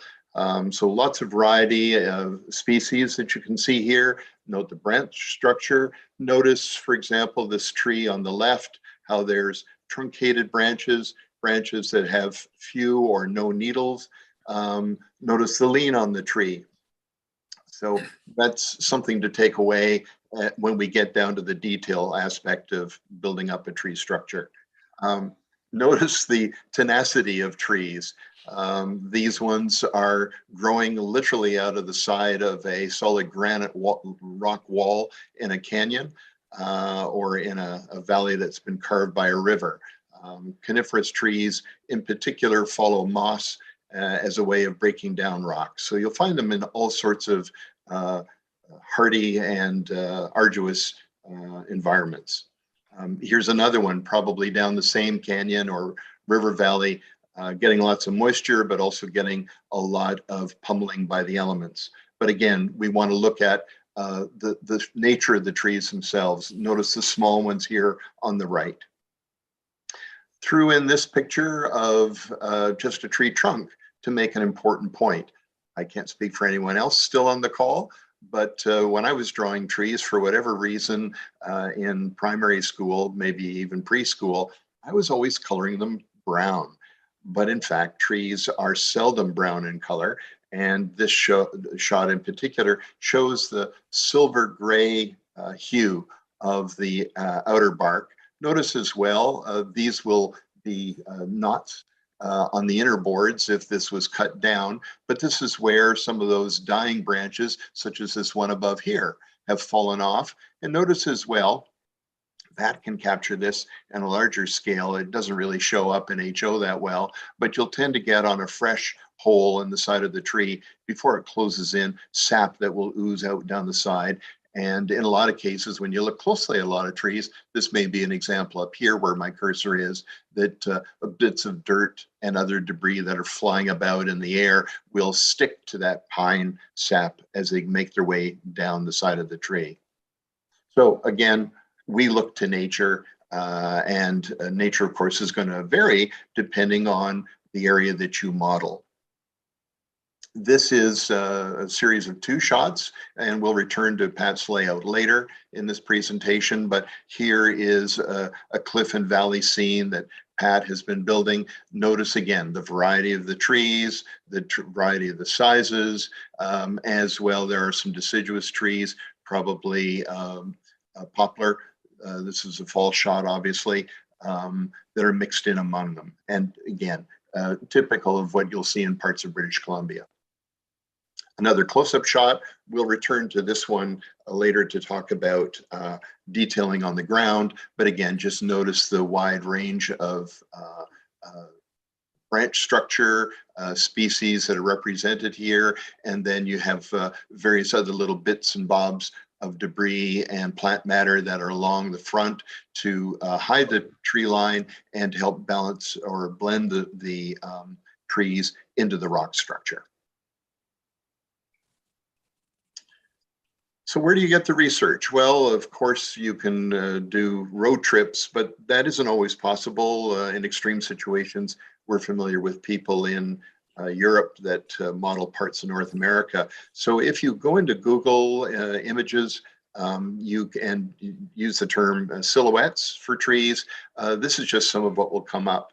And I find these really very helpful because you'll notice very, very quickly when you look at them, they're all coniferous trees, but there are so many different species. And even over here in the pines, just notice the different branch structure. Notice the angle that the branches come off of the tree. Notice in this particular one, and we'll see this later when we start showing you how we build up certain trees, the branches at the top point upward, and then they begin to droop in this particular species as they go down. Notice the needle structure here in this particular pine. Almost looks like a brain shot from above. So lots of variety in nature. So you want to be aware of what species of, in this case, coniferous trees grow in the area that you're modeling. You want to find out where they might be. Usually it's on poor ground, but that can vary from location to location. Here again, some trees mainly from Europe. And Pat, we'll turn things over to you to start us through the how-to steps. Okay, I'm going to point out some of the tools here that we use. We'll start from left to right. There's sandpaper. I like to use fine sandpaper. There's a reciprocal saw blade. I use that for graining. Then next I have a replaceable break-off type bladed knife. And it's handy because you don't want to have a sharp edge at all times when you're working with this stuff. The next one is your sponge type sandpaper, good old dollar store stuff, nothing expensive, coarse on one side, fine on the other. Then next to that, we have the brush. That's to clean up your mess that you sometimes will leave when you start carving. Then there's your two brushes. I like to use a fan brush that's fairly stiff, well used. And next to that is a yellow handled one. It's a soft brush that's used for painting and adding certain things afterwards. That little tool right there is my graining tool, and I'll explain to you later what that is. Quite interesting. I came across that by accident. The container, I should say to the container at the top, we should point that out. That's the stain that we're going to use. That's just strictly black latex paint with a little bit of reddish brown paint mixed in with it to give it some tone. It's up to the individual as to what he wants to use. On the right hand side, you'll see what I'm using there for the trunks. It's the balsa wood, and we'll explain why I use balsa as we move into the making of the trunks. Next. We're going to go through 6 stages. And the first stage will be the type of wood is raw balsa. I buy it in squares, ranging in different thicknesses from 1/2 inch on up. And then we're going to go through the shaping of the raw wood. As you can see what's happening there in stage 2. And then stage 3, we'll be adding the grain detail. That's the 4th one over. That's got the grain detail in it. And then the sanding of it. Then there'll be the painting, which will be kind of messy if you don't watch what you're doing. You want to have plenty of protection down below. And then the placing of the branches. So we'll move on. Here's the raw balsa. I usually use 1/2 inch square, maybe larger, depending on how big of a trunk I want to make. It's good for O scale. The 3/8 inch one can be used for HO. And you can use smaller, some use skewer sticks. And then you can go smaller for N scale. I haven't built one of those. I don't know what it's like to build an N scale in that type of tree, but I'm sure that there's a lot of good modelers out there that could do it. We hope we can help you do it. Next. I was going to say, Pat, in addition to skewers with the smaller scale that I work in, sometimes I use a dowel. I have a fairly inexpensive source at a, oddly enough, sort of like a dollar store in our area. That's a good source. Okay, stage 2, shaping the raw wood. I usually like to start about placing the wood down on a flat surface and then moving the knife away from you. Give you 2 reasons why you should. And then I moved the knife away from me and I carved the bulk of the wood off, not a lot of it, but some of it, just to get it a bit of a shape to it. I don't try to make it round. That's impossible. You want to make it down to sort of a point, but not too much of a point. And you want to leave the bottom as thick as possible. I usually start about 2 or 3 inches up, and I'll show you why later. Okay, go ahead, Bo. You were mentioning the importance of carving away. While you're on that topic, what brand of Band-Aid do you recommend? The biggest possible, because if you slip with that knife, you're going to need it. No fooling, eh? Oh, man. This is the wrong way to use that special tool. I want to stress that because this is only for showing you what you do with it. You want to place that wood on the surface and then pull that thing along the top of it away from you. It makes a great stress marks on the trunk, and it also has a good sharp edge on it. That's actually a piece of lead with a bunch of nails that have been placed in it. And they use that particular thing with flower arrangements. That's what they stick their flower stem into. Anyway, another little trick I've learned that balsa, as everyone knows, is very soft and very easily to break. And if I break these things, I don't worry about it. I just drill a little hole, stick a toothpick in it, a hardwood toothpick, of course, and push it back together with some glue and do a little more carving again or with the or graining again with your tool, and you'll never even see it. I haven't been fortunate enough to find a tool like this, but something that came into my possession is kind of a wire floor brush. What it was originally intended for, I don't know, but it's pretty good on all but the really hardest of woods to put good grain detail in. And Pat also showed you some examples of how he uses either razor saws or reciprocating saw blades. Yeah, I think too, and you need to bring that up, that for that scale in HO, you'd want something a little finer. Yeah. It would work better that way. Now, when you get done carving, you're going to have yourself a real mess, as you can see there. I usually take a piece of sandpaper and just lightly remove the real roughness of it, but I don't try to make it smooth. Otherwise, you'll remove the grain pattern, and you don't want to do that. That's at stage 4. And I'll move on to stage 5. Oh, we're still in 4. Well, what do you know?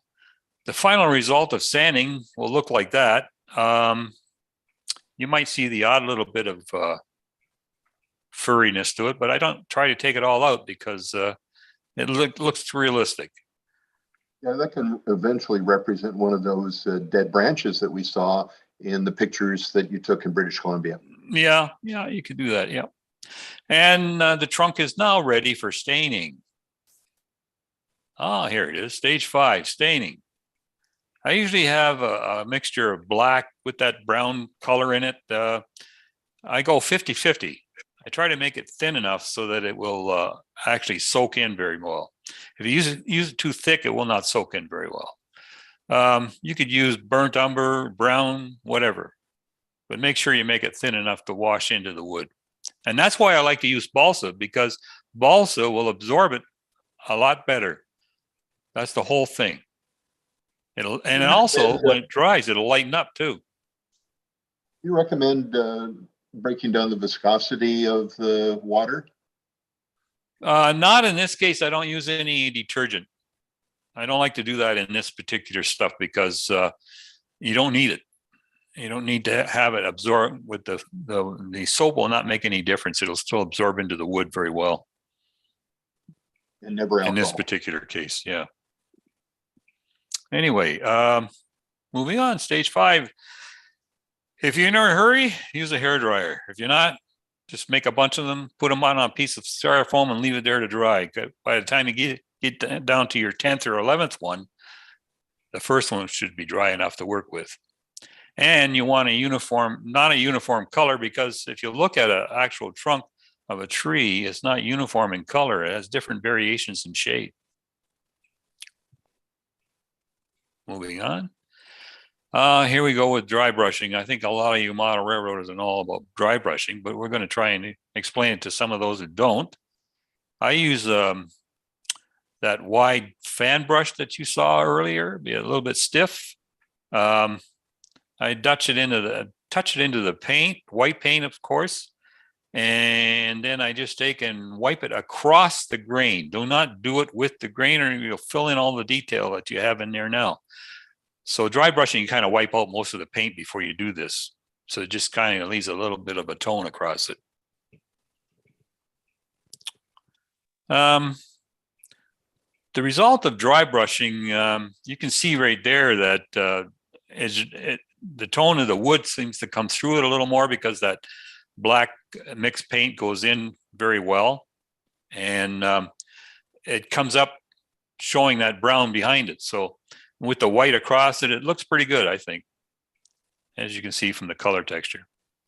Here's a little trick that we do for simulating moss. I like to use Doc O'Brien's mildew green. It's like a powder almost. It is a powder. It's like I forget what they call that.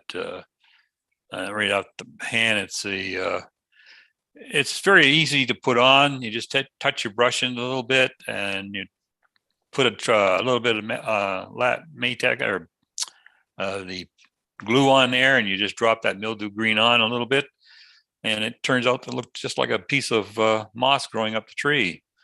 And I like to apply more of it at the bottom of the tree, and then use poly fiber and stuff like that, ground foam. It's whatever you want to use at the bottom to make it a little more pronounced. Moving on. One of the sort of hot topics for the last year or so has been modeling or weathering with pan pastels. Any experience, any comment from your side on using a green pan pastel to simulate moss? I don't know if Doc O'Brien's, if you call this a pan pastel or not, I'm not very sure of that, but I'm sure we'll find out at the end. Well, pan pastel is a brand. Yeah. Okay. Yeah, that's right too. No, I've never used it itself. Okay. The finished bark, you can see it there with a little bit of the moss, some of the white showing through the wood, and the black is dulled down because it's dried up, and some of the woods come through the color of the wood. And you plant your tree. Some say you should face it to the north side. Well, most layouts have a lot of curves and bends and everything else. In real life, I would say that's right. But I would like, you want to put the tree in the best position possible that most of the detail is shown to the face of the layout. That's what I think anyway, but somebody else may differ. Go ahead.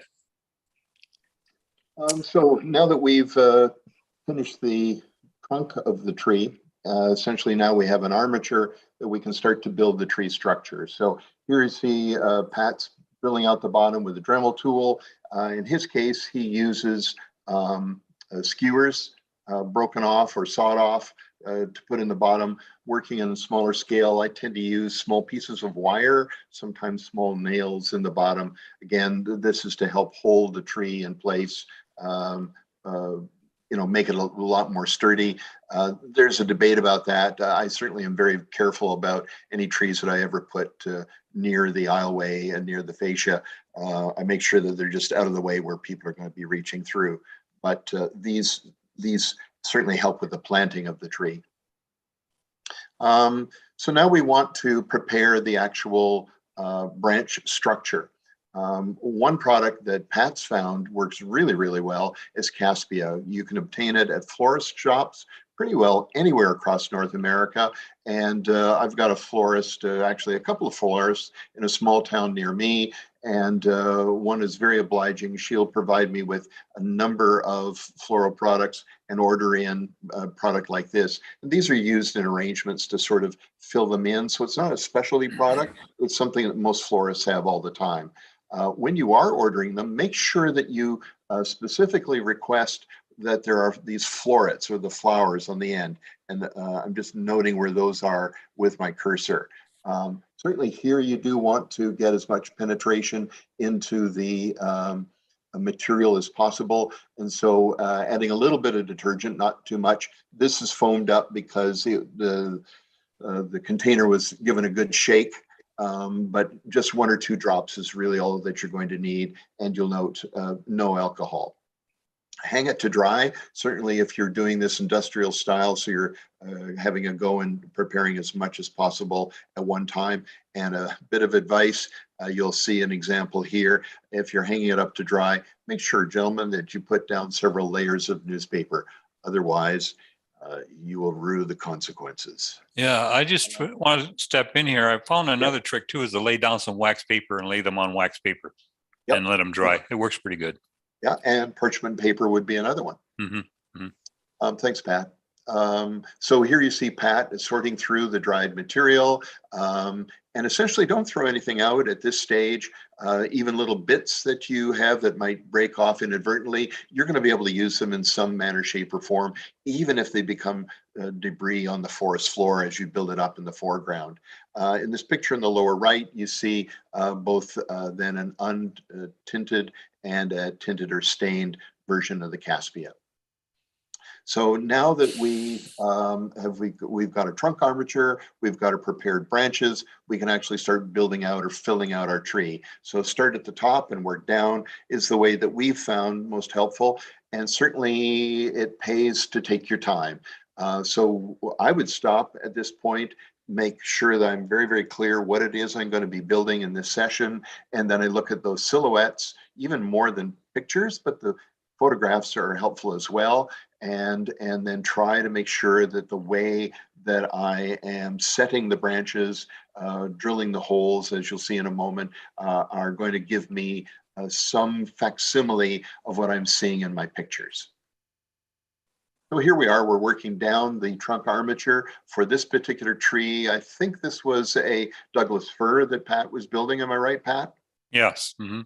So Pat's going to go down the trunk in a spiral fashion, and it doesn't matter if you inadvertently drill through, no big deal. You've just created a hole or a blemish on the tree, and no one's going to look that closely anyway. Another little thing too, Paul, I found that when you stick those stems through, sometimes it'll go all the way through the hole and it leaves a little piece on the other side. So it looks like a broken branch or whatever.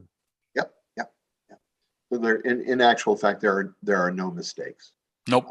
Just more regularity to simulate what we would see in nature itself.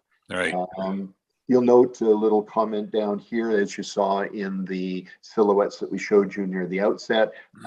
Different coniferous trees, their branches and their needle structure is quite different. And essentially what you want to do is almost like an impressionist painting. It doesn't have to be precisely exact. What you want to do is put things together in such a way that when someone walks in, like having billboards and other things, the trees will help to set in the viewer's mind's eye where it is that this layout is situated. And the brain will do the rest. And just a little point for those who are going to stick with us, at the very end, we're going to offer up some resources that you can use. So here we've started the process. Pat got his top small branches in place and is starting to work down the length of the trunk. Use your smaller pieces at the top as you go down and work them out larger as you go. Absolutely. And as Pat said, if they poke out the other side, no big deal. You've just created a dead branch. Now here we're going to then start to fill out the needle structure. So we use hairspray, an inexpensive hairspray, and please unscented, is an excellent product to get you a good hold without causing sort of follow-on issues for you. So as you start to flock, in this case, dry foam or ground foam over your tree armature that's been sprayed, any of the flock that is excess is going to fall through to, in this case, a plastic tub underneath. Could be a shoebox, anything that you want to use. We found that if you're using spray-on adhesive, it tends to transfer to the flocking material or the ground foam, and as a result, you really can't reuse what falls out at the bottom. hairspray seems to work great. So you can do, depending on how you feel things look partway through, you can make 2 and even 3 applications, just reusing what's at the bottom and adding to it. And another thing too, Paul, if you go back to that previous picture, Yep. you want to make sure that you don't spray on adhesive, because if it goes onto the trunk and you sprinkle your ground foam on there, it'll stick to the trunk, and then you're going to have a heck of a time getting it off. It's much easier with the hairspray, and use good hairspray. Yeah, and a stiff brush will help you to remove any of the ground foam material that does happen to adhere to the trunk, but that's usually not that big a deal. But you can do that. Mm-hmm. So there's the tree that we've gotten this far. This particular one is just about ready to be planted. And from this point forward, we'll show you some other materials and some other kinds of species of conifers that we've been able to build. Pat, back to you. Okay. Here's one of the trees I created. I've always wanted to do a Scotch pine, and I couldn't figure out what material I would use, but I did come across a new floret that was called German sepia. And the reason why I found out it was German sepia that I was using, because I was at one of the shows one day and a woman was walking in by and she knew all these type of plants and she saw it. And I didn't know before that, but she told me what it was. And I said, yeah, thanks very much. I thought that was pretty good. But German sepia is a very good material. It's a lot stiffer. And when it's dry, it's brown in color. So you got your stems are already brown. And when it's new, if you grab it the wrong way, it'll prick you. It's got little pricky things on it. So anyway, it's an interesting plant. And I use it for making the Scotch pine because they have the right type of way the florets go out on the end of it. And then I use ground foam and sprinkle on some flock. And as you can see, that's the result. Caspia branches are easy to break, and that's why I use the German sepia. I have a number of trees on my layout, and every time I go by, I happen to hit one of my Caspia trees, and pop, like you say, you lose it off in the midair somewhere, and it's gone. So there you are looking for a new branch, or you stick a dead one in there, so it looks like it's it's supposed to be there. Yeah, almost as much fun as looking for small parts. Yeah. Anyway, German sepia for my Scotch pine, you can get that at any florist shop. You ask them for it, they'll get it out for you. Make sure it's got a lot of floret on it. Otherwise, you're not going to get a really good surface to work with. Down below is a little trick I learned. I was walking through Hobby Lobby. Bad place to be. Anyway, I walked through there and I saw this plastic fern and the branches looked all right, but not enough material on it. But I said to myself, well, I got enough junk at home. I can throw it on there and make it look a little better if I wanted to. So then it's made of plastic. That's what I liked about it. As clumsy as I am, if I hit it or strike it, it's not going to break. It's going to be there all the time. And if you look at some of the pictures I have that in my background. But Hobby Lobby was the only source that I could find that one particular fern because I looked for it at Michael's and they didn't have it. But I did find Hobby Lobby has a great variety of plastic plants.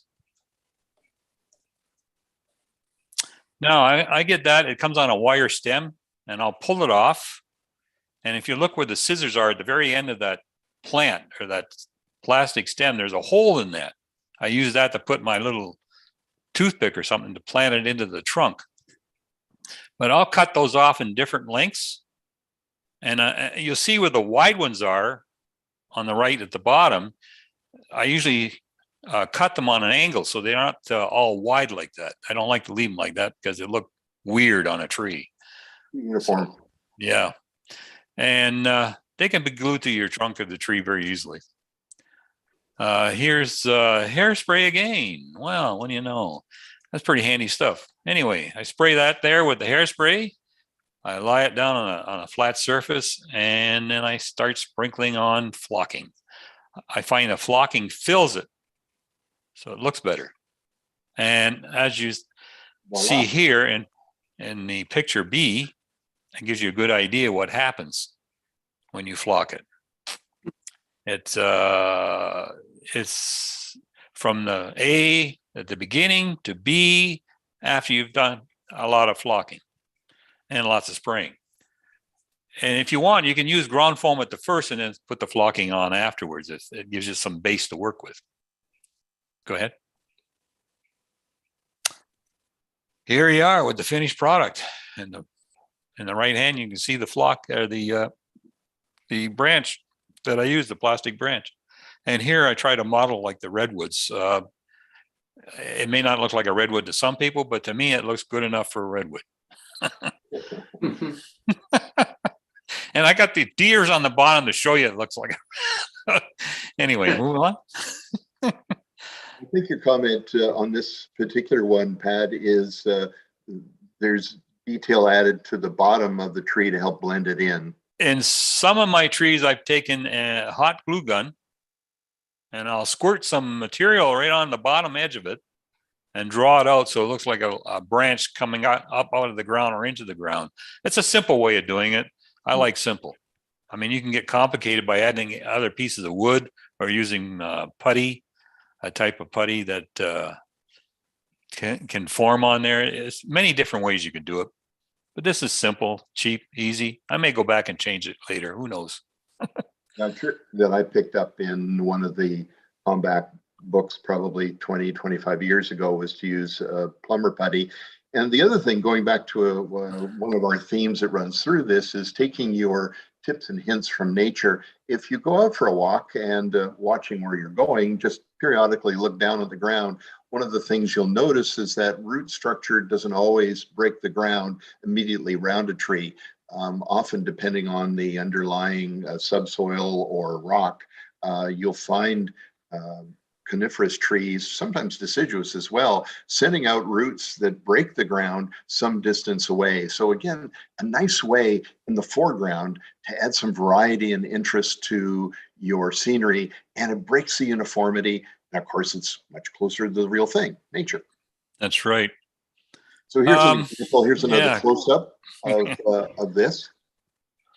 Anyway, if we're looking at this here, we can see at the bottom photo a closer look at that glue gun I put on there, and then the plumber's putty can be used too.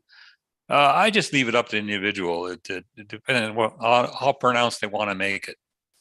The plastic armatures, you can see how they're planted into the tree and how I shape them by cutting them on an edge, on an angle. It isn't all flared out in one size.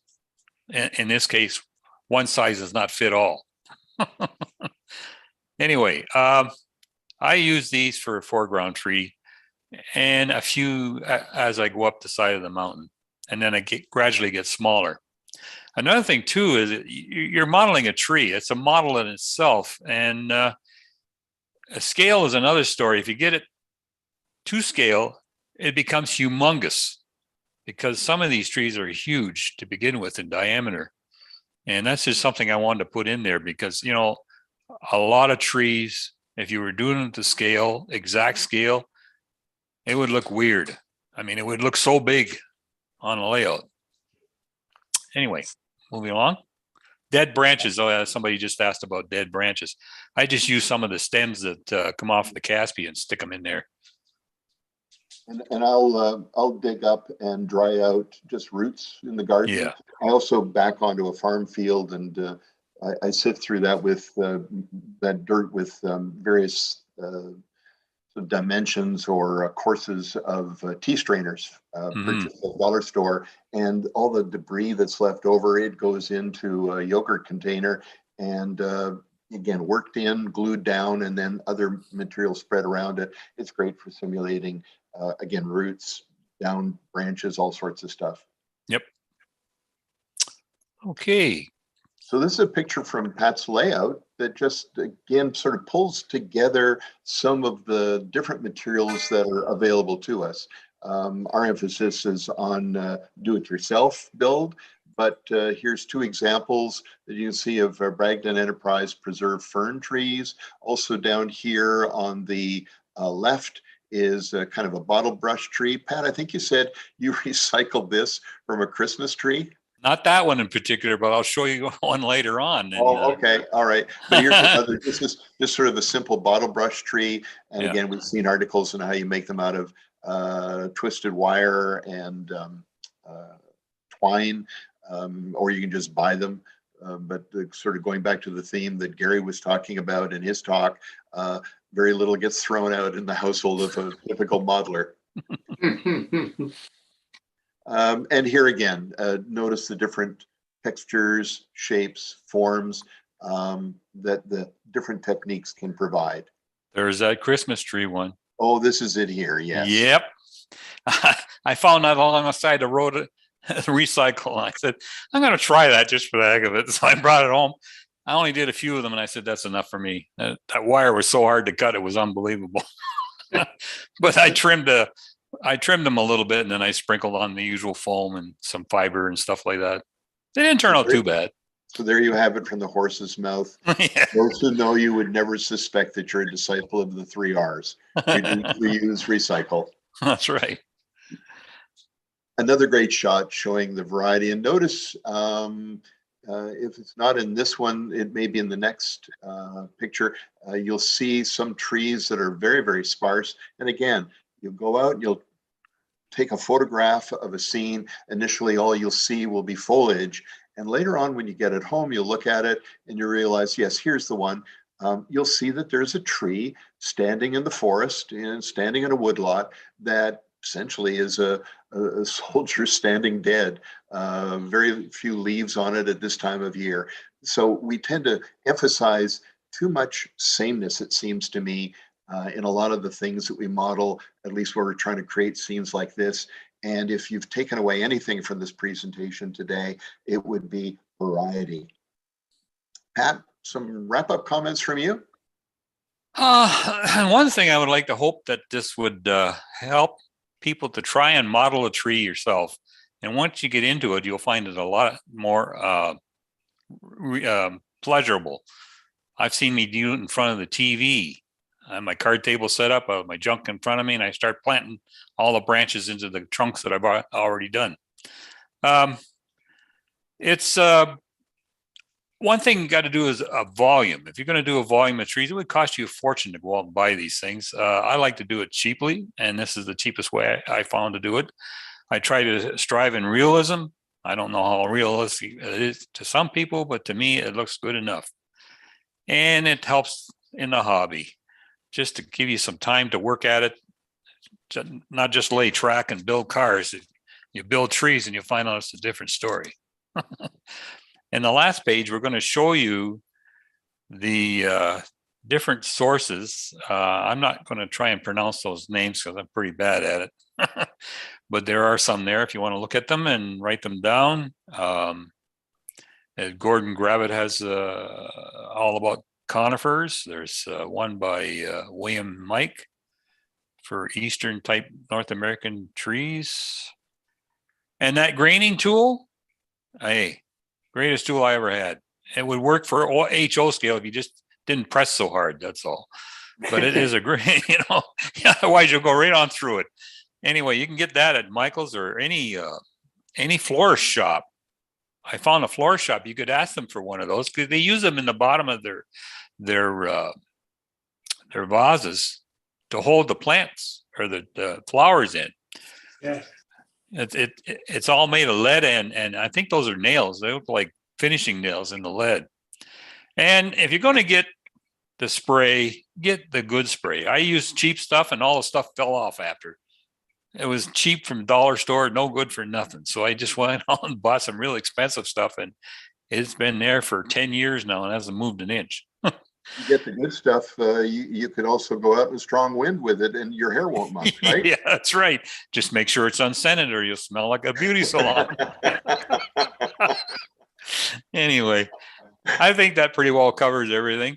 I hope you enjoyed it. If there's any questions, we'll try and answer them. We'll try. I have one. I think you touched on it. The manufacturers, when they make trees, they make them a lot smaller than the scale requires. I mean, if you went to scale, obviously, like a tree would probably be twice the size or 2.5 times the size of a house. I do a lot of the trees like you're doing that are in the Rockies and so on. Mhm. I use broom handle. Yep, And I'm that'll work. modeling an HO, and even those are not tall enough. I saw one on the internet on YouTube. This guy did it to scale for O Yeah. scale. Mhm. And they were so big that he had the trunk going up and he had the, the limbs on it, and he had the top cut off because he couldn't go any further. It was the Right. ceiling. Right. And that's They- it. I think the phrase from our hobby is selective compression. Yes. A lot of what I have structure-wise on my layout are industrial. And I mean, everything that Pat has said about scale and overpowering the layout. I mean, at the end of the day, it is the train running through the environment. And I think it all has to be appropriately scaled. That's right. And if you can't find that florist tool, they make a brush for cleaning your files. It's called a card file. Mhm. It's great for texturing wood. Mhm. And So I try to stay away from balsa because no matter what you use, if anything with a wire brush or like that, it just shreds the balsa. So I use basswood at the softest wood I use. Mhm. But the card file's great. So just as a side, this is a link it's in the chat for one of those 2¼ inch diameter. There's also one for 3 smaller ones for $12 on Amazon. Oh wow. Wow, So it's nice to those know. are in the chat. And also, by the way, the tree resources is in the chat as an image. So if you grab that and pull that down, you can print it out and have it. It'll be in the YouTube video. Thanks, Phil. Super. Thanks. I posted a couple of links to a guy named Boomer Dioramas, Yeah. and both of them he does BC or Oregon type trees. He worked in a museum. I think he also was working in O scale in the Granville Island Marine Museum. They had an O scale layout there, I saw that. and his trees were like 6 foot tall. Yeah. They're amazing though. He did a great job on them. Yeah, but he shows how he did it. Sorry. For those on this call that aren't modeling the Rockies, I model the Niagara Peninsula. Most of the conifers in the right-of-way areas, for example, and in the backdrop, they're probably no more than 30 feet high. And a lot of them are pretty scruffy looking because certain, particularly cedars, will often be growing where their feet are wet. So they're not too healthy. So if you're in places where the terrain, the scenery is not as dramatic as the Rockies, you can use the same technique. Again, take your hints from nature. And if you can't get to where you're modeling, use the power of Google. Exactly. Just remember, this is not gospel, so you can do it any way you want, as long as it satisfies you. That's the main thing. It's my railroad. That's right. It's your railroad. And thank you for the additional tips. Yes, very much. Anyway, we hope you people got something out of it, and maybe you'll go out and try and model a tree. Once you've done one or two, it gets addicting. I find it's nice to break away from the other part of the hobby, doing something different like that. Pat, let me ask you a question. Paul, you too. What's the one thing that I need to look out for? I've never made a tree before, so I'm going to try to make some now. What do I need to Carve away from yourself? What did you say, Paul? Carve away from yourself. That's right. Don't cut your fingers all up. And I don't want to see you with any Band-Aids at the next show either. And don't be your own worst critic. That's right. Exactly. Practice. Makes perfect. Yes. Well, thanks so much, guys. I think this was a great presentation. I've been looking forward to this because I've heard some great things about the trees that both of you make. But I really do appreciate it. Thank you so much for both of you. Thank you, Jim. You're very welcome. So now, Earl, if you are back in front of your computer, I will turn to you and find out about your quick mount.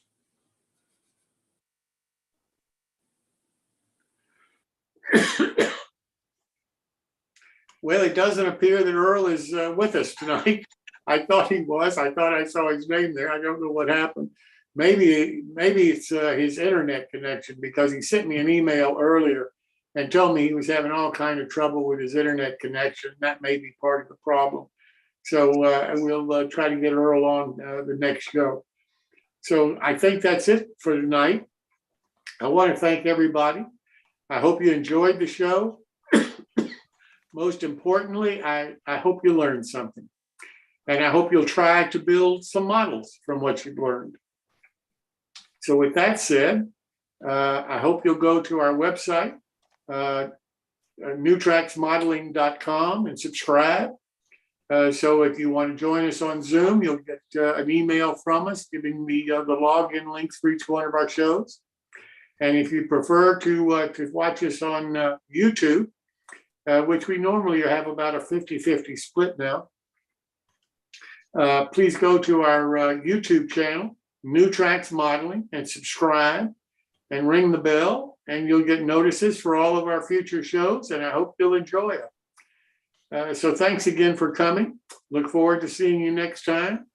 And until then, happy modeling as much as you possibly can. So now I'd like to turn to our after show. Unfortunately, Clark Cooning, MMR, our Canadian friend, is fishing as usual. So he will not be with us this evening. So if anybody would like to start us off with a question, or if you're new to the show, introduce yourself. Now is your opportunity.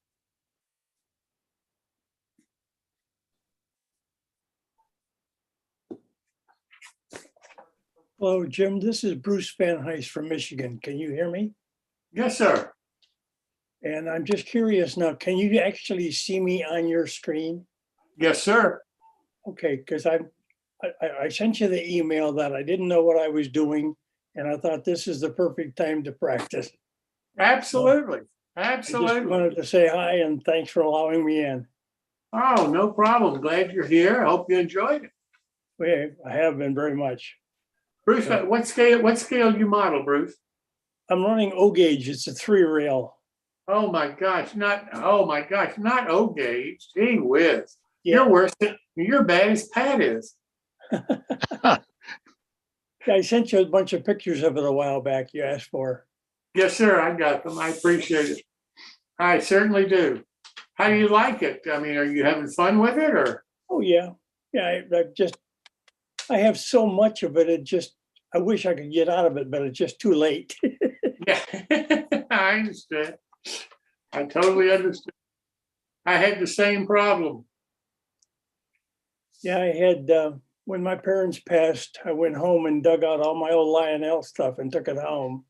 Yeah. And then I got invited to York, Pennsylvania, to the big 3-rail sales thing goes up there every year. Right. And I managed to spend way too much overtime there.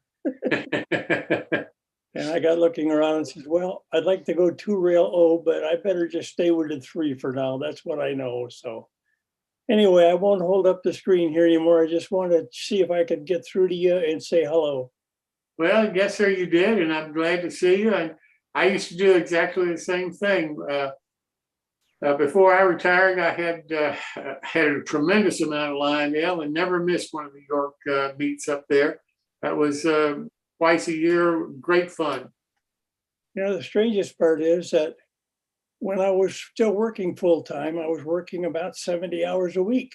And I got more done on the layout then than I do now when I'm fully retired. That's because you're busier when you retire. So, well, we will talk to you guys later. I'm going to call it a night. Thank you. Thank you, Bruce. Jim, if you ever have a spot where you need somebody like tonight that the guy couldn't be on. Yep. I have a 20-minute, half-hour presentation on weathering techniques. And that, Ralph, I want you to send me an email if you don't mind. Yep. And we will schedule you. My email is Jim Kello. I think I already have it. Got you. If you'll send me an email. That's sort of what I would give you as a presentation. That's part of it. Okay. Fantastic. Okay. What scale do you model? That I model in HO and in N scale. Okay. And N scale only because I'm weathering for some people that have N scale. Right.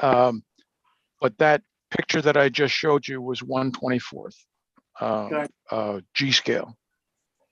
Well, correct me if I'm wrong, but weathering, that's really not scale specific. You can take the same techniques and do it at any scale. From starting as HO and practicing and getting it down pat the way I have it, every time you go to a different scale, you have to alter things. So it's like learning all over again. So if I go to a larger scale, you have to cover more area.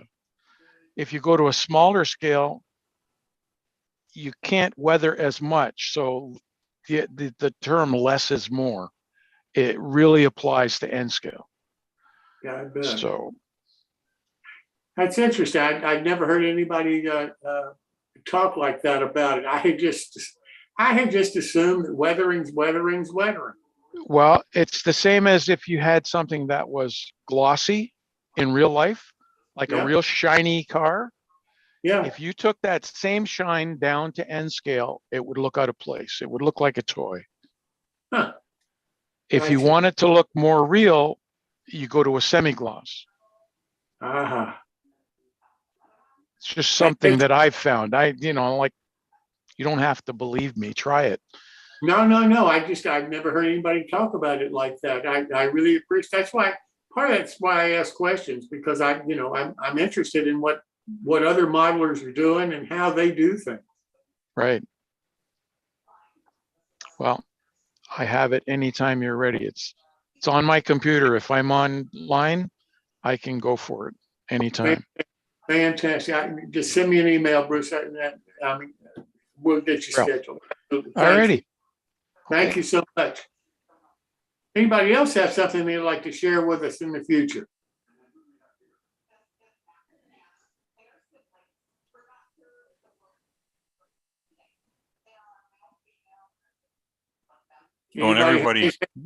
Anybody have anything else they'd like to talk about? Yeah.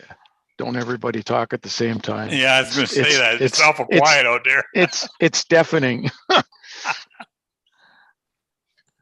Well, Pat and Jim, this is Chris Anderson talking again. So I'm going to cut out here. I've got some other commitments to attend to, but I appreciated the show. It was a lot of fun. I do apologize if I ran over time. I certainly didn't mean to ramble on there, but I felt there was enough message there that it needed to be heard, right? Yeah, you did a great job, Chris. Yeah, Chris, do you watch NCIS at all? I do not. Why do you ask? Oh, okay, because he says you never have to apologize. Never ever apologize. Well, I take it back then.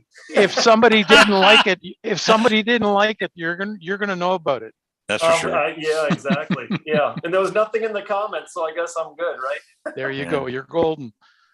Thank you. Hey, real quick, I'm gonna. But don't forget to let me know when you're ready to build one of those old kits. I really can't wait to get started on those. So you can kind of see the set of windows that I've got here. Apologize for that. Yeah. Covers up your control box or whatever it is. Yeah, that is my electrical panel for my shop. So basically, I've kit bashed a set of, I took two old industrial windows, cut them apart, put in some filler material, re-welded them back together, and now I've got a cover. So the problem is, though, it's got this textured glass, but you can still see through it, right? Yeah. Not really.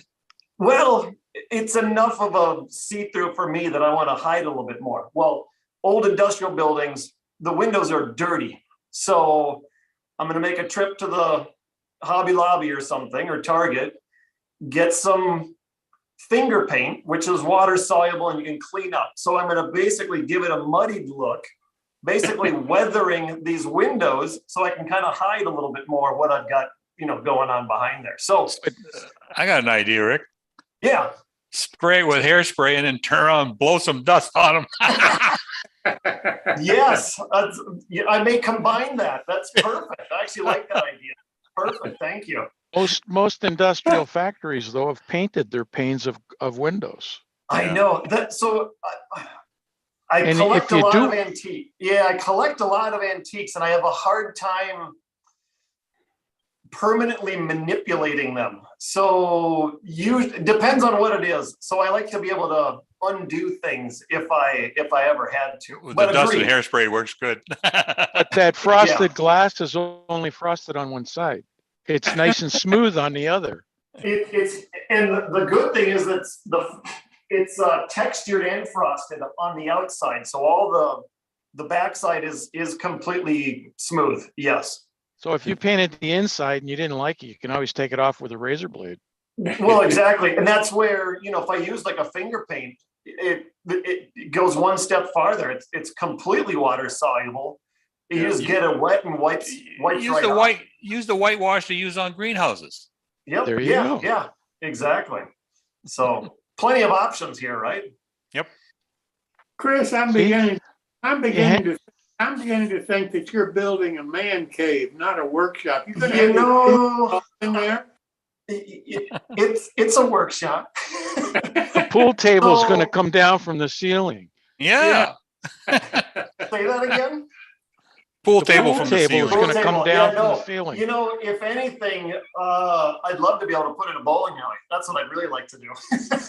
Not quite big enough. Not quite big enough. Yep. Maybe I need to move up to Canada where I got more land. Yeah, you got it. Wide open prairies. Yeah.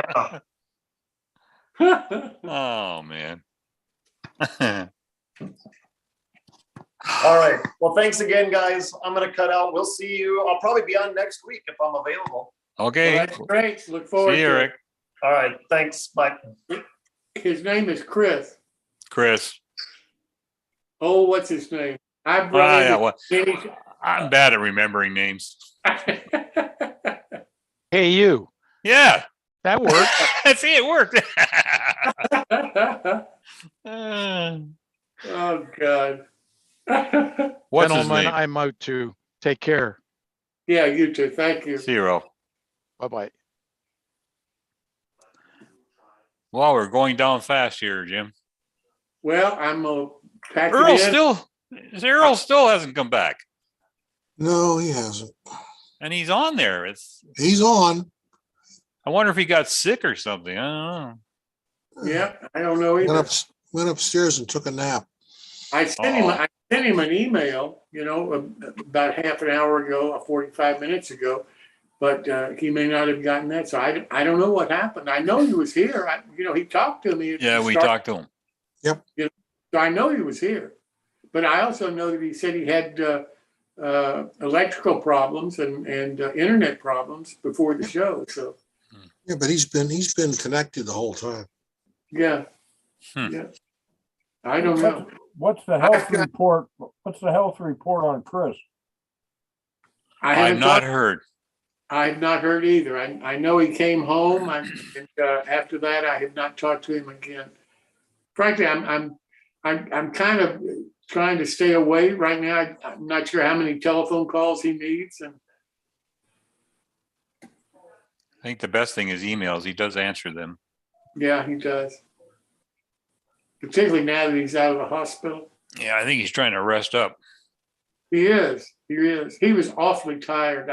I think that those transfusions really, really took an awful lot out of him. Yeah.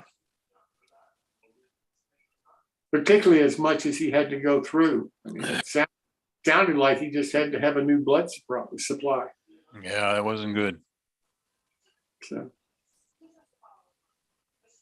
anyway, that was a good show tonight, Jim.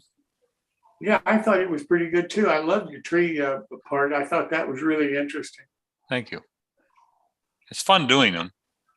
Yeah, There's so many tree clinics on the YouTube and everywhere else. It's unbelievable. You learn a lot by watching them, but then you combine a lot of it too and use it in your own ideas. Yeah. I've never seen one though on the plastic ferns that I did. I thought that was pretty different. I haven't seen that either. You know, the places that you get that kind of stuff though, let's face it, for a lot of us right now, those are our new hobby shops. That's right. That's the place we're going, you know, and look for stuff. And it's totally different than it was, you know, because the hobby shop of old, it used to be where the model trains are. They're basically gone or going. And what's left are the places like the place that you went to get the plastic fern. And that's where we're going to find anything anymore.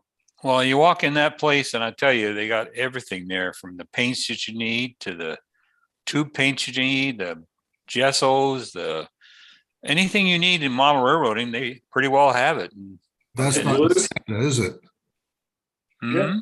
They're not in Canada. No, but I found out you can order it online. No, you can go to Mitchell's. Yeah, Michael's. Another place I've gotten fern like that plastic is aquarium shops. Right. Very similar. Once in a while, you know, look around and not everything works, but You just use your own ideas and apply them. And yeah, you gotta, you know, alter it a little bit or gussy it up, but Anybody tried aquarium shops, the stones that they sell for ballast? I got a bag of it. Does it work? It's great for doing, you know, different areas of your layout where you're going to have more rocks, that sort of stuff. Yeah. I don't know. Like, I haven't really used a lot of it. I like the coarse, jagged stuff more than I do the rounder stuff. they do provide coarse jag stuff, and that's what you need for ballast. Everything has to be sharp for it to lock down. I've used it outdoors, and I've got about 3 bags of stuff. It's black. I can't remember the name of it. And it's for an aquariums, but it makes great coal. If you want to have large coal piles. I got some of that, and I found that you have to be careful, because if you run a magnet through it, you will pull out some metal. I was very surprised. Like that, you run a magnet through. That's more to the old days. You know, no, it's just recently, Larry. I meant by that. Back, I think, more in the old days, we had open frame motors. Yeah, they're more susceptible until the new can motors, and that today is on most models not affected. But you don't want to get it on your track work. Well, put down to do. You know what I'm saying? If you get metal in there and it hits the right spots and you get arcing, you were in trouble. Oh, wow, yeah. Some of the guys I'm with, they're starting to look towards dead rail. And me too. I've got some. I haven't applied it yet. Yeah.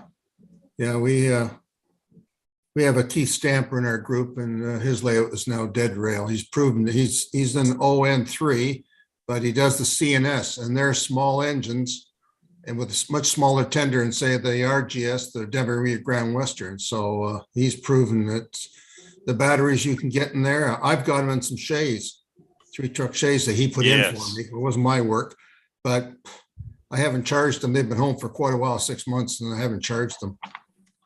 It's amazing. Yeah, it's getting better and better. So dioramas, anything you would have to move to shows, because I've been with the group. We've taken dioramas down all across North America for 30 years, and it's a pain. You always got setting up. There's always electrical work to be corrected or something. That or track. It gets that's where those plastic fern trees work good too. It would, yeah. Yes. I know what you mean about brushing against stuff. Yes, sir. Yeah. And unfortunately, I got small aisles. I keep wanting to add up more on the layout, and I say so.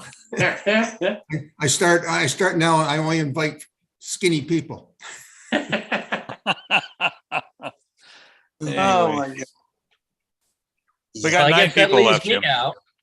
Oh no, we don't leave you out anything. Hey, Ed.